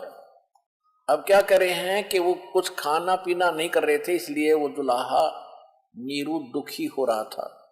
तब दुल्हा मन कीन दीवाना, रामानंद सो कही उत्पाना, ले सुत मैं सुत पायो बड़ो गुणवंता, कारण कौन बखे नहीं संता। रामानंद ध्यान तब धारा, दुल्हा सो तब वचन उचारा, पूर्व जन्म ते ब्राह्मण जाति, हर सेवा कीन्ही भली भांति, कुछ तो सेवा हर की चूका, अर्थात भयो दुल्हा का रूपा। प्रभु प्रीति प्रभु गह तोर लीनी, ताते उद्धान में सुत तो दीना। अब क्या कह रहे हैं, रामानंद की और नीरू की वार्ता हो रही है। तो रामानंद जी कह रहे हैं कि रामानंद जी कह रहे हैं कि तू पहले जन्म में ब्राह्मण था और तूने कोई भगवान की भक्ति में कोई त्रुटि की, जिस कारण से तू आज एक शूद्र जाति में उत्पन्न हो गया, और जिस कारण से परमात्मा ने तेरी कोई प्रीति विशेष, तेरी पूर्व जन्म का कोई प्रेम जानकर, तेरी भाव भक्ति देखकर यो जंगल में तुझे एक पुत्र दे दिया। अब नीरू कहता है कि हे भगवान, ठीक है मैंने कोई गलती की होगी, वह तक गई बात, उसको छोड़ो, वो तुमने सजा पाली, लेकिन इसका समाधान बताओ कि मुझे एक पुत्र मिला है और ये कुछ खा पी नहीं रहा, इसका कोई समाधान करो। तो क्या बताते हैं, हे प्रभु जस कीन्हो तस पायो, मैंने जैसा किया था वो तो मुझे मिल गया, गलती की मैं दुल्हा बन गया। आर्त हो तो दर्शन आयो, मैं संकट के समय आपके पास आया हूं। रामानंद जी से नीरू कह रहे, सो कहिए उपाय गुसाई, बालक अक्षुदावत कुछ खाई। ये भूखा बालक कुछ खावे, ऐसा उपाय बताओ। रामानंद जी अस युक्ति विचारा, तुम पुत्र कोई ज्ञानी अवतारा, तब पुत्र तुम्हारा जो पुत्र है वो कोई, तब सुत कोई ज्ञानी अवतारा, तेरा पुत्र है ये कोई विद्वान पुरुष है। और बचिया जाही बैल नहीं लागा, बचिया जाही बैल नहीं लागा, और सोले ठाड़ करते ही आगा। एक बचिया ले आओ जिसको बैल ने टच ना किया हो, कंवारी, और उसके सामने खड़ा कर दो। दूध चले ते थन ते, दूध ही धरो छिपाए, और अक्षुतावंत जब होवे तब को देखवाए। कि उस दूध निकल देगी वह कुंवारी गाय, और उस दूध को छुपा कर रख लेना, और भूखा हो तो पिला देना। जुल्हा एक बचिया ले आवा, और चलो दूत कोई मरम न पावा। चलो दूत जुल्हा हरसाना, और राख छिपाई कहो नहीं जाना। अब यहां फिर क्या बताया है, दूध तब पीवत नाम कबीरा और खेलत संत संग मत धीरा, कि फिर उस परमात्मा ने कंवारी गाय का दिया हुआ दूध पिया। अब यहां थोड़े से विचलित हो गए। जैसे कबीर वाणी, कबीर सागर में कबीर वाणी एक चैप्टर है, उसमें 136-137 पृष्ठ पे परमात्मा ने एक व्याख्या बताई है कि मेरे जाने के बाद रामदास 12 पंथ चलेंगे, मेरे नाम पर काल चलावेगा। 12वां पंथ जो होगा वो गरीबदास का होगा। संवत 1774 में उसका जन्म होगा गरीबदास का। जब वो 10 वर्ष का हो जाएगा तब मैं उसको मिलूंगा और फिर मेरी महिमा से परिचित होकर उसके द्वारा मेरी पुनः वाणी प्रकट होगी। क्योंकि बीच में ये 12 काल के दूत मेरे कबीर सागर में थोड़ी बहुत अपनी बुद्धि अनुसार ये त्रुटि पैदा कर लेंगे। उसकी पूर्ति के लिए 12वें पंथ के प्रवर्तक गरीबदास जी द्वारा मेरी महिमा की पुण्य वाणी की पूर्ति होगी जो पहले गड़बड़ कर दी। अब ये इतना तो सिद्ध हो ही गा कि कंवारी गाय से परमात्मा की परवरिश हुई कबीर साहब की। गरीबदास जी ने स्पष्ट किया है कि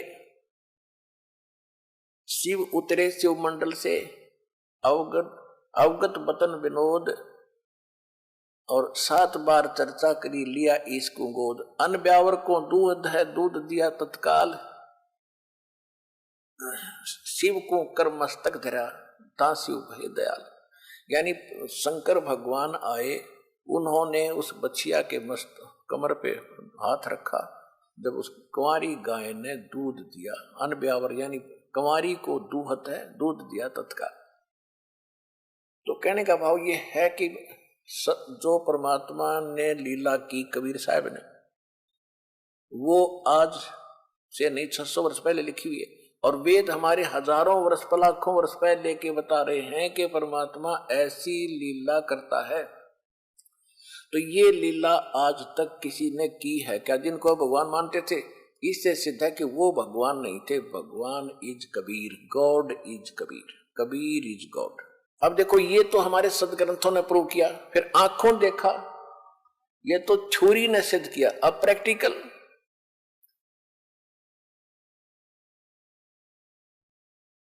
आज से 600 वर्ष पहले परमात्मा जो ये लीला कर रहे थे, लीला में शरीर में आए हुए थे। 5 वर्ष की आयु के बाद इन्होंने 5 वर्ष की आयु में ही अपना ज्ञान प्रचार करना शुरू कर दिया था। 104 वर्ष के थे रामानंद जी, स्वामी रामानंद जी ब्राह्मण, और 5 वर्ष की आयु थी भगवान की, कबीर साहब की। 5 वर्ष की आयु में रामानंद उस विद्वान के छक्के छुड़ा दिए थे ज्ञान में, और विवश कर दिया था उसको सच्चाई को मानने के लिए। अब उधर से रामानंद जी, आखिर में रामानंद जी यहां अड़ गया कि मैं अपना साधना करता हूं, तो साधना से मैं बहुत समाधिस्थ होकर के बहुत ऊंची उड़ान उड़ता हूं।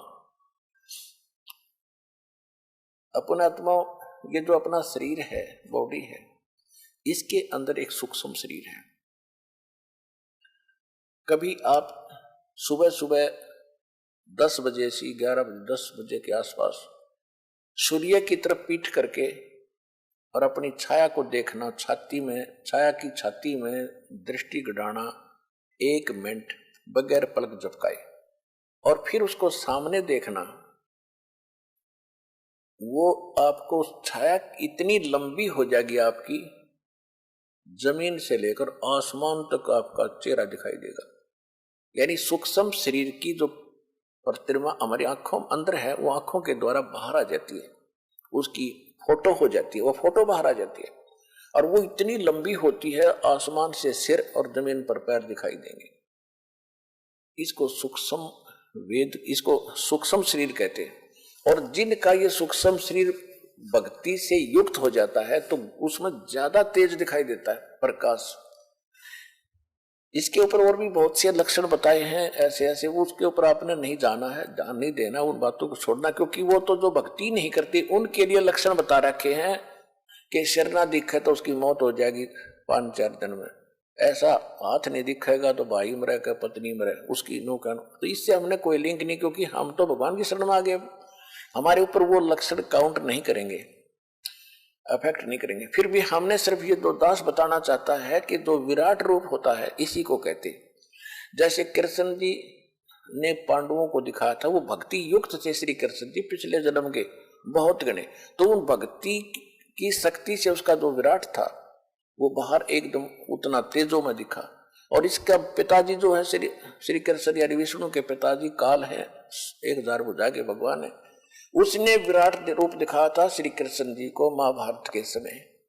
तो उस विराट में और उस विराट में उसके प्रकाश में और उसकी शोभा में घना अंतर था। तो इसी प्रकार जो ये है वो विराट रूप जो आप अपना देखो, विराट माने लंबा चौड़ा और क्या, विस्तार, विराट माने विस्तृत, बहुत लंबा चौड़ा विशाल। लेकिन हमारे पास वो भक्ति इतनी है नहीं जिससे हम उतना प्रकाश हमारा उसका बना हुआ भी, लेकिन हमने इसको बार बार देखने की जरूरत नहीं। दास आपको इसलिए बता रहा है कि जैसे जब हम समाधिस्थ होते हैं, जो ये अभ्यास करते हैं लोग, हमने वो नहीं करना, लेकिन बताना जरूर पड़ता है क्योंकि आपने इस ज्ञान को समझना है। उसमें क्या हो, जैसे ज्ञान क्या चीज है और आपने कितनी जरूरत है। जैसे एक मोटरसाइकिल है, इंजीनियर ने मोटरसाइकिल बना दी और आपको उसको चलाना सिखा दिया, और उसमें कहाँ तेल डला है, कहाँ से ऑन ऑफ होता है, कहाँ से इसका स्विच लगता है, पंचर हो जाता है, इसमें क्या दिक्कत आती है, इसको कैसे ठीक करवाना है, आपको ये पर्याप्त ज्ञान है उस मोटरसाइकिल का लाभ लेने के लिए, कंप्लीट लाभ देगी आपको। अगर आप उसने खोल कर बैठ जाओगे, ये पुर्जा कैसे बना, ये कहाँ बना, कहाँ से आया, कैसे किस चीज का बना है, तो ये आपके सत्र की बात नहीं है। इसी प्रकार ये दास इस भक्ति मार्ग का इंजीनियर है, आपको राम नाम की मोटरसाइकिल गाड़ी बना के दे दी है, इसको कैसे संभाल के रखना है, कैसे चलाना है, कैसे इसकी सुरक्षा करें, इतना पर्याप्त आपके लिए। बाकी ज्ञान समझाने के लिए बताना पड़ता है, कोई नो ना सोचा कबीर साहब को ज्ञान नहीं था, ये संस्कृत बोलने वाले ऋषियों को हम विद्वान माना करते, इसलिए सारा कुछ बताना पड़ता है। तो ये अभ्यास करा करते ऋषि लोग, तो ये ध्यान लगाते हैं। ध्यान में क्या होता है कि ये सूक्ष्म शरीर इतना बड़ा होता है, ऊपर तक चला जाता है, उस सूक्ष्म शरीर के अंदर सूक्ष्म आत्मा चलती है। फिर अब रामा उसके अंदर पूरा प्रकरण है, पूरे ब्रह्मांड का सारी सब कुछ दिखाई देता है। रामानंद जी ने क्या कहा कि मैं समाधिस्थ होकर के बहुत ऊपर तक जाता हूं। परमात्मा ने कहा कि चलो ठीक है, आप समाधि लगाओ। ज्ञान तो हार उर लिया था, उसने सोचा मैं इसको ऐसे ही कुछ अपनी इज्जत बचा दूं। परमात्मा कबीर जी 5 वर्ष की आयु में सामने बैठे, चर्चा हो ही रही थी, रामानंद जी का अभ्यास था प्रतिदिन, तुरंत अब समाधिस्थ हो गया। अब सूक्ष्म वेद में जो गरीबदास जी को परमेश्वर कबीर जी ने अपनी अमृत वाणी दोबारा प्रकट करवाई है, उसमें क्या लिखा है, योग युक्त प्राणायाम कर जित्या सकल शरीर, त्रिवेणी के घाट में वो अटक रहे बलबीर। स्वामी रामानंद जी योग युक्त यानी अपना अभ्यास करके सारे शरीर को साध रखा था। जब ऊपर समाधिस्थ होता था तो त्रिवेणी, इन लोगों ने त्रिवेणी का नहीं पता, राधा स्वामी लोग हम तो सीधे त्रिकुटी से शुरू करते हैं, हमने नीचे का कोई लेना देना नहीं। ये तो राधा स्वामी वाले धन धन सतगुरु वाले विशेषकर ये सचखंड सतलोक का ठेका ले रहे हैं। और इनसे हम चर्चा करते थे तो ये क्या मूर्ख बनाते थे कि हमारे गुरु जी कहते हैं कि नीचे का तो ये पिंड है और ये ऊपर का ब्रह्मांड है, हमने तो सीधा त्रिकुटी से चलना है। त्रिकुटी वो बताते हैं यहाँ पर, जबकि त्रिकुटी यहाँ नहीं होती, त्रिकुटी यहाँ होती है पीछे, इस रीढ़ की हड्डी से संबंधित है उसका सारा सिस्टम। तो वो क्या त्रिकुटी पर जाते हैं, हम सीधे वहां से स्टार्ट करते हैं, नीचे से कोई लेना देना नहीं। तिरकुटी इज द इंटरनेशनल एयरपोर्ट। तिरकुटी ये समझ लो अंतरराष्ट्रीय हवाई अड्डा है। उस हवाई अड्डे पर आप चले भी गए और यहां तो आगे तो जा ही नहीं सकते, क्योंकि आगे जाने के लिए जिसलिए वो हवाई अड्डा बना है वो इसलिए बना कि वहां से जहाज पकड़ो और जिस देश में जाना है पहले उसका वीजा और उसका पासपोर्ट और यहाँ की क्लियरेंस, इस देश की जो पासपोर्ट जब बना जब क्लियरेंस हो जाएगी उसको लेकर और फिर करा जहाज का, और फिर आगे जाकर कोई बिजनेस करना, वो पैसे तेरे पास होने चाहिए तब तू आगे जाएगा।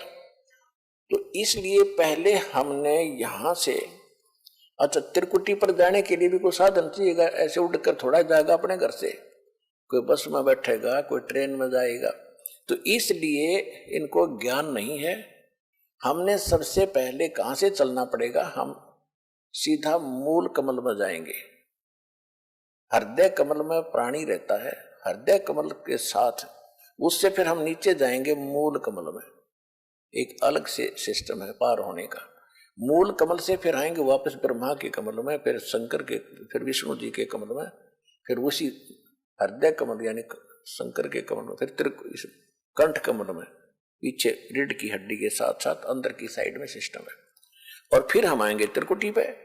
जब तक हमारे ये नीचे के कमल नहीं खुलेंगे, ये साफ नहीं होगा, क्लियरेंस इनकी हमें नहीं देंगे, तो जीव आगे नहीं जा सकता। तो उसके लिए भी हम आपको पहले मंत्र जो देते हैं 7 मंत्र, वो 5 मंत्र तो इन्हीं कमलों से आपको बरी कराने के हैं, फ्री कराने के हैं। आपका नो ड्यू सर्टिफिकेट आपको प्रत्येक स्थान पर तैयार मिलेगा इस भक्ति से जो दास ने आपके दिए। उसके बाद आप पहुंचोगे तिरकुटी पर। तिरकुटी के बाद फिर स्टार्ट होती है त्रिवेणी। ये दीप्ति घाटा जोड़े पे तिरकुटी सुनी सुनी है ना, तिरकुटी कख भी नहीं बताया इनको। तिरकुटी पर तो ये सभी साधक जाते हैं, चाहे राम का है चाहे कृष्ण का, क्योंकि वहां तो अकाउंट होता है सबका। नरक में जाना हो भी वो तिरकुटी पर जाता है, इसको नरक में भेजो, वहां पूरा सेक्रेटरिएट बना हुआ है इनका, इस धर्मराज का वहां एक दफ्तर है, ऑफिस है, उसमें सबसे पहले न्यायाधीश के वहां जाते हैं, उनका अकाउंट होता है। उसके बाद नरक में जाना, नरक में जाओ, ब्रह्मा का पुजारी ब्रह्मा के लोक में, विष्णु का पुजारी विष्णु के लोक में, शिव का पुजारी शिव के लोक में, और बाकी नरक में जाना गधे कुत्ते बनना वो जाओ, उनका सब वहां से उनको फिर फर्दर जो कुछ बनना वो बना वहां से मिलता है। उसके बाद फिर त्रिवेणी शुरू होती है, 3 रास्ते। अब हम त्रिवेणी कहते हैं इलाहाबाद में कि गंगा और जमुना आके मिलगी और बीच में सरस्वती, और यहाँ का उल्टा सिस्टम है त्रिवेणी। वहां 3 रास्ते हैं, 3 वे माने रास्ते, 3 रास्ते बनेंगे, 3 लेफ्ट जो रास्ता है उसमें पूरा सेक्रेटरिएट है इनका, यमदूतों का, धर्मराज का, और आगे फिर एक सुरंग जाती है सीधी, वहां से जो धर्मराज फैसला करता है, यम के दूत या फिर उस देव के दूत जिसकी उसने साधना कर रखी, वहां से फिर वो ले जाते हैं। शिव विष्णु के पुजारी हैं तो विष्णु के दूत वहां खड़े मिलेंगे, और जिन्होंने नरक में जाना उनको यम के दूत लेकर जाएंगे। तो वहां जाके परमात्मा ने कहा कि अब स्वामी जी कहां जाओगे, रामानंद पहुंच गए त्रिवेणी पे। अब परमेश्वर कबीर जी ने कहा कि अब स्वामी जी आगे कहां जाओगे, यहां से कहां जाओगे पता नहीं, कहां जाऊंगा, फिर यहाँ सैर सपट्टे करता रहे, समाता रहे, जाता रहे, रोज क्या लाभ हुआ आपको। मैं बताता हूं कहां जाओगे, आप हो विष्णु जी के पुजारी और साथ में आप ये यज्ञ वगैरह करते हो, हठ योग करते हो, तप होता है। तो यहाँ इधर है धर्मराज का ऑफिस, इससे आपको आगे मिलेगा, यहां से टोकन मिलेगा, आप जाओगे विष्णु जी के लोक में। और वहां कितने दिन रहोगे, कहने लगे ये तो जितना मेरे पुण्य होंगे तभी तक मैं वहां रहूंगा, मेरी भक्ति कर्म होंगे, इतने समय तक मैं विष्णु जी के लोक में रहूंगा। रामानंद जी को इतना तो ज्ञान था, विद्वान थे। परमात्मा ने कहा कि जब आपके पुण्य विष्णु जी के लोक में समाप्त होंगे तब कहां जाओगे, कि फिर नरक भी जाऊंगा। उसके बाद कहां जाओगे, क्या पता कौन सी पशु पक्षी की योनि में जाऊंगा। फिर यह खाक भक्ति आपकी, ये क्या भक्ति कर रहे हो आप? हम बताएंगे आपको। गीता अध्याय नंबर 15 के श्लोक नंबर 4 में कहा कि तत्वदर्शी संत की प्राप्ति के उपरांत परमेश्वर के उस परम पद की खोज करनी चाहिए जहां जाने के बाद साधक थे लौटकर कभी संसार में नहीं आते। अब जहां से सत्संग दास ने प्रारंभ किया था, अब हम उसी पॉइंट पर आगे हैं कि जो साधना हम कर रहे थे, शास्त्र विरुद्ध कर रहे थे, उससे हमारा जन्म और मरण मिटा नहीं, कष्ट जो के तो बने रहे। अब स्वामी रामानंद जी ने क्या कहा? परमात्मा ने बताया कि ये सामने का जो रास्ता है, ये बिल्कुल ये सामने वाला, ये है ब्रह्मरंध्र, और ये तुम्हारे किसी भी मंत्र से, ना ओम जाप से, ना ओम नमः शिवाय से, और न ही ओम भागवते वासुदेव, ओम नमः भागवते वासुदेव, और ना किसी और मंत्र से ये सामने का नहीं खुलेगा। मेरे पास वो सतनाम है जिसके जाप से सामने का दरवाजा खुलेगा, अन्यथा ये गेट कभी नहीं खुलता तुम्हारा, ये बंद पड़ा है तुम्हारा। और कोई कोशिश करके देख, रामानंद जी जो मंत्र जाने था, जो भी गायत्री मंत्र इसने घोट रखा था, ये दुर्वेद अध्याय नंबर 36 का मंत्र 3, उसका ओम मंत्र ला को भी जाप कर दिया, ना खुला, बैठ गया चुप हो गया, क्योंकि स्वप्न सा हो रहा था, जैसे स्वप्न में देखते हैं ऐसे चल रहा था, बैठा समाधिस्थ था, परमात्मा सामने बैठे और उसको परमात्मा आगे भी बैठे त्रिकुटी पर, त्रिवेणी के पर। तो वहां कहते हैं कि मैं दिखाऊं अब खोल के, मैं जाप करता हूं अपने मंत्र का, जो गुप्त मंत्र मेरे पास है शक्तिशाली, जो मोक्ष मंत्र है, 2 अक्षर का है सतनाम, 2 अक्षर का, जिसमें एक ओम मंत्र है और एक तत्व गुप्त है। परमात्मा ने लीला की स्मरण किया सतनाम का, एकदम ऐसे वो पत्थर जैसे वज्र के कवाड़ थे, न्यों खुल गए, गेट खुल गया सामने, और परमात्मा ने कहा कि आ जा मेरे साथ साथ। जब रामानंद जी को ले गए, दिखाया कि ये बैठा वो निरंजन ज्योति निरंजन, जिसको तुम परमात्मा मानते हो, अलख निरंजन कहते हो, ये काल है, ये देखो ये बैठा उस गेट के सामने बैठता है। ये इतना जालिम है, जो 11वां द्वार है, 10वां द्वार गाटा जोड़ रखा था आज तक। 10वां तो काल के जाल में रहता है, और 11वां भी पार नहीं करता, 12वां द्वार पार करेगा, 12वें से पार होकर हम सतलोक जाएंगे। ये मधु परमहंस एक रांजड़ी में फौजी साहब है, और उसने किताब परमात्मा की वाणी पढ़ ली, 11वीं खिड़की, वो 11वीं खिड़की में हल्दी की गांठ से पंसारी बन गया, कहे मेरे पास जो वस्तु है किसी के पास नहीं धरती पर। क्या क्या है उसके पास? मंत्र क्या देता? सतनाम और सतगुरु, यो तो उसका मंत्र है। और फिर कान में ना वो भी ना करता सुनता, नो कर दे है। वो साधक दीक्षा लेने वाला कहता महाराज जी को सुना नहीं, कहते ये सुनन का नहीं, ये कहने का भी नहीं, अंदर तेरा ताकत डाल दी, सार शब्द है, आदि शब्द है। और उसने पाएगी कि 10 पढ़ दी, परमात्मा की वाणी को समझना बालकों का खेल है। 11वीं खिड़की, 11वां द्वार, 11वां तो इस काल के लोक से पार करेंगे, 11वां जाएगा अक्षर पुरुष के लोक में प्रवेश कर जाएगा, 11वां फिर भी पार नहीं हुए। उसके बाद फिर 12वां द्वार है, जब 11वां द्वार है उस पर ये खुद बैठा है ये काल, और इतना विकराल रूप है, कति कड़ लागे बैठा है उसके। वैसे तो बंद वो है ही है, कमर और ला रहा है, बेईमान कहते कोई गलती से निकलना जाके तेगा मेरी आंख लाग जाता है। तो वहां जब कोई जाता है, पहले तो उसका इतना तेज है, इतनी ताकत, उसकी चारों तरफ उसने ऐसा छोड़ रखी है कि कोई जा नहीं सकता आम जीव, लेकिन परमात्मा ही जा सकते हैं, या उसकी भक्ति युक्त हंस उसकी कृपा से उसके पार हो सकता है। तो कबीर साहब साथ ले रहे रामानंद जी को कि वो बैठा देख कड़लाए घर में द्वार पर तेरा भगवान अलख निरंजन काल, जो गीता 11वें अध्याय के 32वें श्लोक में कहता मैं काल हूं, सबको खाने के लिए प्रवृत्त हुआ हूं, सबका नाश कर दूंगा। ये है वो जिसने तुम, कृष्ण नहीं था वो, कृष्ण के अंदर ये प्रवेश करके बोल रहा था। अब राम जब देखा उसकी शकल रामानंद जी तो घबरा गए, अरे तेरा गजब हो ये तो भाई, इसी मोटी मोटी आंख और विकराल चेहरा, लंबे दांत, ओछा माथा। परमात्मा बोले चिंता ना कर, मेरे पास वही मंत्र है जिसने कपाट खोले थे, ब्रह्मरंध्र खोला था, अब इसके कहते हैं जैसे फनपति मंत्र सुन रखे फन सकोरे, ऐसे मेरे सतनाम से यू काल लवे मुंह मोड़े। कबीर साहब कहते हैं जैसे फनपति यानी सर्प ने ऐसे सर्प फन उठा रखा हो डसने के लिए, और जैसे उसको मंत्र बोल देता है गारुड़, एक मंत्र बोल देता है तो विवश हो जाता है, फन को नीचे करके भागने की सोचता सर्प।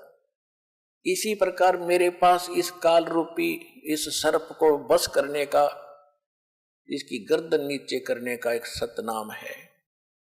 जब कहते हैं जैसे फनपति मंत्र सुन रखे फन सकोरे, ऐसे सतनाम, ऐसे मेरे सतनाम से ये काल लवे मुंह मोड़े। परमात्मा ने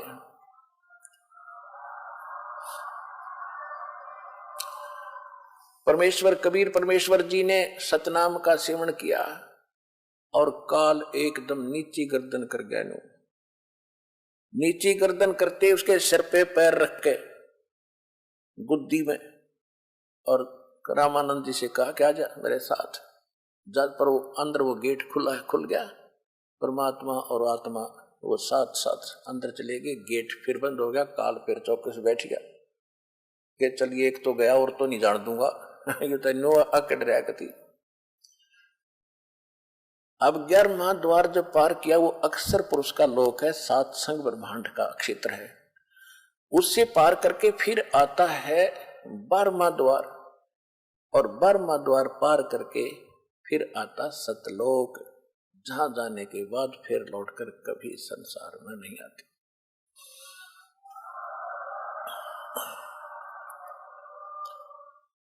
वहां परमात्मा ने सारी अपनी लीला दिखाई, सतलोक दिखाया। उन आत्माओं ने उसकी सारा वर्णन कर दिया तो आपके मुंह में पानी आ जाए, ऐसी बढ़िया मेवा है, ऐसी बढ़िया व्यवस्था है, लेकिन अभी आपसे भक्ति भी तो करानी है, भक्ति करा के फिर ले चलेंगे। तो वहां जब पहुंचे, वहां पर सारा शोभा देखी, इतना सुंदर वातावरण, ना गर्मी है ना सर्दी है, सुंदर तेजों में शरीर है, तेजों में एकदम 16 सूर्य जितना प्रकाश रामानंद जी के शरीर का हो गया, तो वहां शरीर मिला उसको। और परमात्मा कबीर जी जिन उस छोटे बालक के रूप में उनके साथ जा रहे थे, वहां दूसरे रूप में देखा है गुम्मट के अंदर बहुत बड़े गुम्मट, यानी परमात्मा बैठे हैं उसमें, और सिंहासन पर विराजमान है, सुंदर सिंहासन, हीरे पन्ने जड़े हुए, सिर पर मुकुट है मालिक के, एक रोम में बाल में करोड़ सूर्य मिला दे, करोड़ चंद्रमा, इतनी रोशनी। तो छोटे बालक वहां शरीर लंबे लंबे हो जाते हैं, जाते ही अच्छे लंबे सुंदर लगते हैं वो लंबे शरीर। तो वहां पर एक चौर रखा था, जैसे सफेद सफेद बाल से वाला चौर यहाँ करते हैं बच्चे, वो चौर उठाया परमात्मा कबीर जी ने, और तेजों में शरीर के ऊपर चौर करने लगे सिर पे। रामानंद जी ने सोचा भगवान ये है, और कबीर जी इनके कोई नौकर नाकर यहाँ के कोई गण गए होंगे, ये कोई यहाँ के देव होंगे इस लोक के। इतने में तेजों में शरीर खड़ा हुआ, 5 वर्ष का बालक बैठ गया उस अनंत कोट ब्रह्मांड के कंट्रोलर के सिंहासन पर, और चंवर तेजों में शरीर खड़ा खड़ा, यानी दूसरे रूप अपना ही डबल रोल करते हुए चंवर करने लगे। रामानंद जी सोच रहे हैं ये क्या हुआ भाई, ये कबीर बैठ गया गद्दी पर, भगवान जिसको मालिक समझ रहा था मैं ये चौर कर। इतने में वो तेजों में जो बड़ा शरीर था 5 वर्ष के बालक में समा गया। अकेले कबीर साहब इतना तेजों में रूप हो गया उनका, और चौर अपने आप घूम रहा है सिर पे। जब देखा रामानंद जी ने को तेरा गजब हो यो तो भगवान स्वयं यही तो है मालिक। चरणों में गिर गए। वहीं पर परमात्मा बोले सुन रामानंद, ये है मैं हूं वो परमात्मा, और जो मुझे यहां देख लेगा वो मुझे भगवान मानेगा, और संसार तो मुझे धानक दुला ही जानता है। अब आप वापस जाइए। एकदम ऐसा किया था, एकदम वापस आया रामानंद की आत्मा, ऐसे फड़क के उठा। अब सामने परमात्मा बैठे। अगर ये स्वप्न न सोचता, कबीर जी सामने ना होते तो न सोचो मैंने स्वप्न आ गया होगा बैठे बैठे ने। और जब सामने दिखा, ओए होए वही बच्चा फिर सामने आ बैठे, चरणों में गिर गए। 104 वर्ष का विद्वान पुरुष, दुनिया महिमा करे उसकी, इस जैसा विद्वान नहीं, इस जैसा ज्ञानी नहीं, चरणों में पड़ गया 5 वर्ष के धानक के बालक के।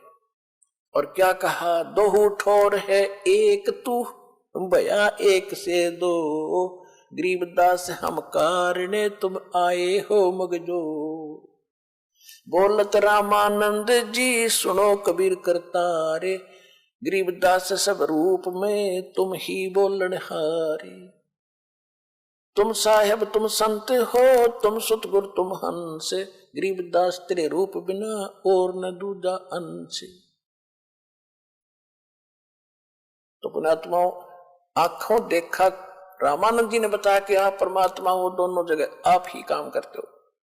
ऐसे गरीबदास जी को परमात्मा लेकर गए थे 10 वर्ष के बालक को, जब छुडानी में जन्मे थे। उन्होंने वापस आकर के क्या कहा था, हम सुल्तानी नानक तारे दादू को उपदेश दिया, जात दुलाहा भेद न पाया वो काशी माहे कबीर हुआ। हु कबीर, कौन सा कबीर है वो? ये अनंत कोट ब्रह्मांड का एक रति नहीं भार, सतगुरु पुरुष कबीर है ये कुल के सिरजनहार। वो कौन कबीर? हम सुल्तानी नानक तारे दादू को उपदेश दिया, जात दुलाहा भेद न पाया वो काशी माहे कबीर हुआ। ये है वो धानक रूप रहा करता। नानक साहब क्या कहते हैं, गुरु ग्रंथ साहिब के अंदर लिखा है, महिला पहला की वाणी में पृष्ठ नंबर 24 पर, तेरा एक नाम तारे संसार।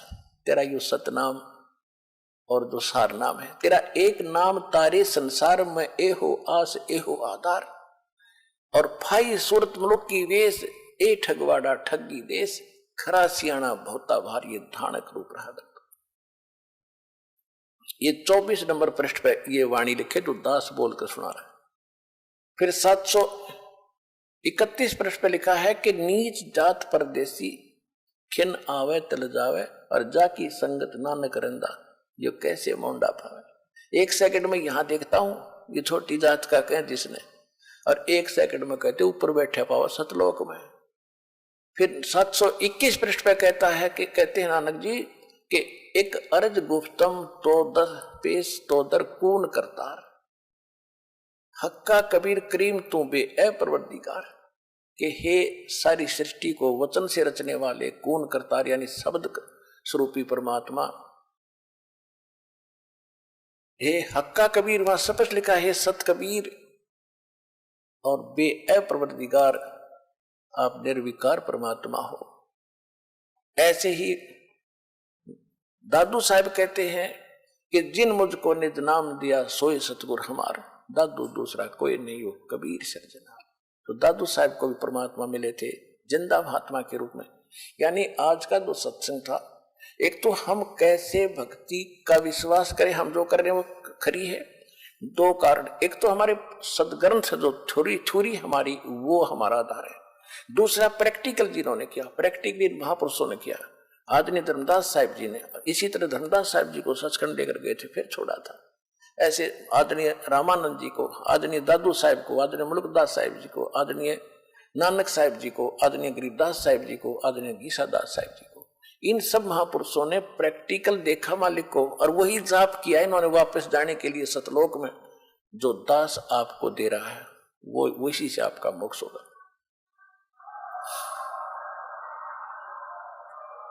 और दूसरा ये था कि परमात्मा को निराकार बताते, आपके सामने रूबरू कर दिया। वेद बताते वो 3 प्रकार से मनुष्य दर शरीर है उसका, 3 प्रकार से शरीर की लीला करता है। एक रूप में सतलोक में बैठा है तो जहां आता है शिशु रूप धारण करता है। एक लीला एक आम जनता, आम नागरिक की तरह जीवन जीकर दिखाता है कि संसार के अंदर इतना ही पर्याप्त है। गणा धन के पीछे मत पड़ो, भक्ति करके पीछा छुड़वाओ। और तीसरी सतिथि में वो कभी भी कहीं भी प्रकट होकर के अच्छी आत्माओं को मिलते हैं, उनको ज्ञान समझाते हैं, अपने से परिचित कराकर उनको पार कर जाते हैं। तो इस प्रकार वो परमात्मा, वो कबीर साहब हैं जो बनारस में नीरू और नीमा को प्राप्त हुए थे। धानक रूप रहा करतार,